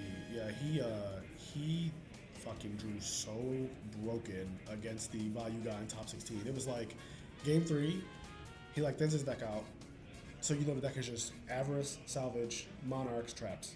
Like literally, not even like exaggerating. That is the deck after you do It's that. post board. Yeah, it's game 3. He converted. Yeah. So like the whole match is just him like drawing like Monarch, Avarice into Monarch. Yeah. And that was the game. And like, Yeah. also the guy he played against, Anthony. I don't know if you know Anthony Crichora. Great name. He was Anthony Crichora. He was playing 50 card value. 50. Yeah, I think I have his deck. Oh. list. Interesting. Let's see. They're still not started. You had 10 extra cards for Forbes. So I was saying, like, I don't know about. What is the appeal of doing that? I don't know about. Yeah, I don't know what the. Sorry. Yeah. I feel like I'm supposed to be in like positive commentary mode. That's fucking stupid. Well, to me. I'm not. That's fucking stupid. I'm not. I mean, I don't know. It's kind of fun though. Maybe it seems kind of fun. So it's 50 cards. How are you not maxing hamster in 50 cards, bro? That's what I said. You know I what I said, mean? Like, I said like the one time I saw a 44 card value deck, he's playing 3 hamsters and 3 Kaias. I don't even know how this is 50 though. Gold Sark. He's playing Gold Sark. He's playing Cyber Dragon. Well, with 2 Gold Sark in 50, you're actually seeing your power cards more. Oh, okay. Because like Gold Sark, you plan to have 2 turns. Yes. Okay. You plan to have If 2 you turns. crunch the numbers, then it's actually more likely. Okay, gotcha. Because Yeah. you see Dark Arm that much more when you can Gold Sark it. Because you're basically playing 3 of it. You play 3 Dark 3 Arms. out of 50 is Better more than 1 out of 40. Gotcha. Okay, I followed him math. Yeah. So he ran the Yeah, he ran the numbers. hypergeometric. He ran the numbers. Yeah. When you run the numbers, there's not much you can say. Like, Exactly. I I mean, run yeah, numbers. maybe you're just not much of a numbers guy or something. Yeah, like, no. I don't do numbers for a living or anything. Yeah. All right, so we are officially in the game now. The game has started. Oh, Eric, yapping. Eric goes Eric first. one roll set monster. He has a Sirocco in hand that I can see. Trooper. Good response to a set monster. Yes. Classic response to One a of set the monster. best. Mills of value. Yep. Hits brain. Probably doesn't really matter that much. All right, shit Nice- mills. nice mills. Shit Nice, mills. great mills, Just buddy. Absolute shit mills. That's why that Nitro value deck's taken off, because that kind of stuff doesn't happen to you. You know, it's I have like a question for you too. You decided to not play any type of value turbo today. You're known to do really well with value. Be one of the deck's like earliest adopters, creators, and everything. You contributed a lot to the deck, but you chose to not play it this weekend. Any reason why? You just like felt frogs more this weekend? Like what was it? I played it at the last couple events, and it's kind of boring and easy mode at this point. Yeah. And also, I mean, people have tech stuff against it, but it wasn't really much of a medical. I just like playing the frog deck, and I had practiced it a lot. Yep. And I thought it had some nice stuff. So Did you think about it the night before when you said you were like yeah, I getting was destroyed getting and fucked up, tested? and I was like, I guess I just Who no, was- but I was pretty committed. Were you playing against Twilight? Like were you playing the Twilight guys? Because that deck I was is playing fucking, against Gary and Sush, Okay. both with their weird. Fucking value Versions, Blackwing like nonsense decks. Yeah, and then I played a DB match in the morning. I played against Giga. So yeah. So the weekend that I won Indianapolis, I played against Gary the night before, and never do that. Gary's a night before warrior. Gary scraped me so bad, I couldn't win a game. I said, you know that in these 3 sets, you Caius me more than I Caius you when I'm playing fucking. I didn't draw like a single Caius in the game in like 2 matches against Sush and Gary. Yeah. Like ever. they were bottom. They were Yeah. like bottom 3. I was like, I don't know what you're doing to my deck, Yeah. but I played 3 Caiuses. You play fucking 2. You're playing value. Mujishu's in a really good spot here, by the way. He milled so he has another value engraved. Like so, but I guess he's getting brain Caius here, but Eric had to set a value to block. So, but this is pretty good like reversal. So he has value engraved too now. So you can Yeah. go Sirocco here, banish. Depends what. Honestly, this is a spot where the Icarus could be a fucking crazy blowout. I mean, Yeah. even though it's a brained greffer, but still. Oh, you know Montesira plays the. He plays Icarus for Okay. sure. I played him in Swiss. But yeah, but just a Caius here is like pretty fucking strong. I mean, yeah, if it's Icarus, it doesn't work. Did you go to game 3? We did. We went to time actually. Okay. It's the only time I went to time. Very good. But I was gonna. The time almost made it so he won. I would have 1,000% won otherwise, but I still won. But like, the time made it a lot closer. Than Yeah. So he's plaguing. Was he? What's happening here? It seemed like he was confused which card he was stacking or something. And now he's doing. Wait, why is he doing this first? All those- if he saved Torrential for like some fucking reason. That would be pretty good. Wait, so is this? But he made it. Oh, because he hadn't swung yet. I thought he already swung, and he's doing this like main 2. I thought he swung, and then he was making star main. Okay, I mean this makes sense. Is he attacking with the star though? I mean, passing here is could crazy obviously though. be prison, Does he have but- guard now? Mujishir doesn't have guard. He has a value engrave, but he has no other piece, so Does he doesn't Eric, swing. Does Eric have the guard? I No, don't think he does. he doesn't. Right? Okay. But I mean, yeah, like Mujishir milled Brain, and he doesn't have a light engrave. He does play Sork, but Just Armageddon Knight. yeah, though. exactly. They just like play kind of clears. But he doesn't have. Okay. No Armageddon Knight. But if it is prison, I mean, you can kind of stall it for a while, and like, I mean, he milled the storm, so. But your own Arma here is obviously like pretty fucking strong. From Eric, you can kind of just lean. I mean, he has second Caius. We had dragon representation at the last tournament. In top 8 of Detroit, there was a guy playing Machina Dragons, and we featured him in top 16, and he destroyed value 3-0. He like 3-0'd the value player in top 16. So he hit Hamster, which actually would have been kind of nice to stabilize, because then he would have had to like threaten. Oh, so he does prison, but it was but it was one of the new ones. Oh shit! So prison was not set. Then. At least he didn't use it. Yeah. I mean, if it was prison, I probably would have used that one, but sometimes hard to say. Hard to say. But return. Oh, that's one that can help win. I mean, this could be game if he has return. Oh, Beaky actually has a good question here in chat for you. Besides creating, This is game. yeah, I mean it's return. I mean, yeah. Beaky says, besides set was creating Dream Frogs, is there a reason that you played it over Frog OTK? Like, is there a reason that instead of playing Where are Frog, you even seeing this? right here? Oh, that was before. Oh, Yeah. okay. He says, besides creating it, like, is there a reason you chose to play Dream over Forgs? Because like Every time I play the Forg deck, which I've used it a good amount, Yeah. I haven't gone maybe like as deep. Like I usually just kind of like get kind of bored and give up. And I don't love like, I feel like with the conversion side, I can't side everything I want, and it's a little awkward sometimes. I feel like I kind of do acknowledge that like Forg is probably like the, you know, when people talk about like GTO game theory optimal like way to play it in a sense, like because like on average you're probably just gonna like draw well enough to win, but I think you have a lot less like control over any individual game, like you as an individual. And I mean this happens sometimes in Yu-Gi-Oh, like it's like you just like don't have that much like agency, you know. It's the same thing as playing the multiple wolves and like all that shit. Like it's like, yeah, like probably that's like the optimal way to play it, but like just sacking me is just personally, and it's not even.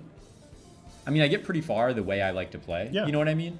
But yeah, I mean, I think it's just sort of a thing where it's like, I just don't like, you know, drawing multiple Fishborgs and just like not being able to Multiple do Dust anything, Frogs. and just and like, you know, just not really. So you feel like- because also the way you have to play it, like the way you're supposed to play it, which sometimes people fuck this up, but like you're supposed to like avarice and use the recklesses really aggressively because like odds on that you will hit. You will just win, yeah. Like you're supposed to play the odds and like hit, but that like fucking sucks, you know what I mean? Yeah, when you then don't you hit whiff it, and you're like, and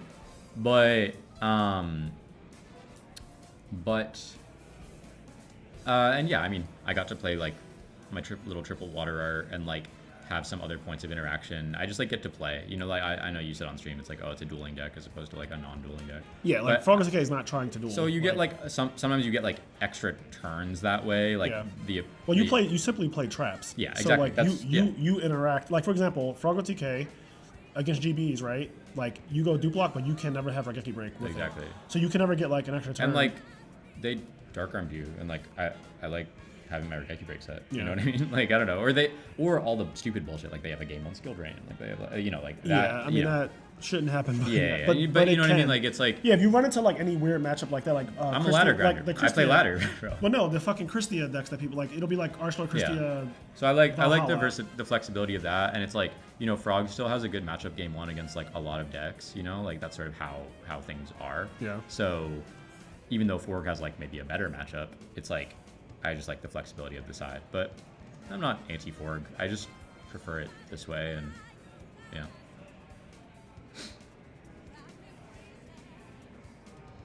Okay, open Cyber. He said in Cyber going second, I guess, or play something on Cyber. I don't know. I don't scramble with Forgs that much. The fact of the matter is, like, Forgs does draw consistently well. Like, it's just factually, like, the deck is all dedicated to this one thing, so it does draw well often. You are going to lose some number of games where, like, you draw bad, but, like, how is that different from you drawing bad with your shitty like GB deck or your shitty like I don't know, Frog Monarch deck or like whatever, right? Like you're going to draw bad. You're going to draw like 4 Monarchs and like a Soul Exchange and lose the game the same way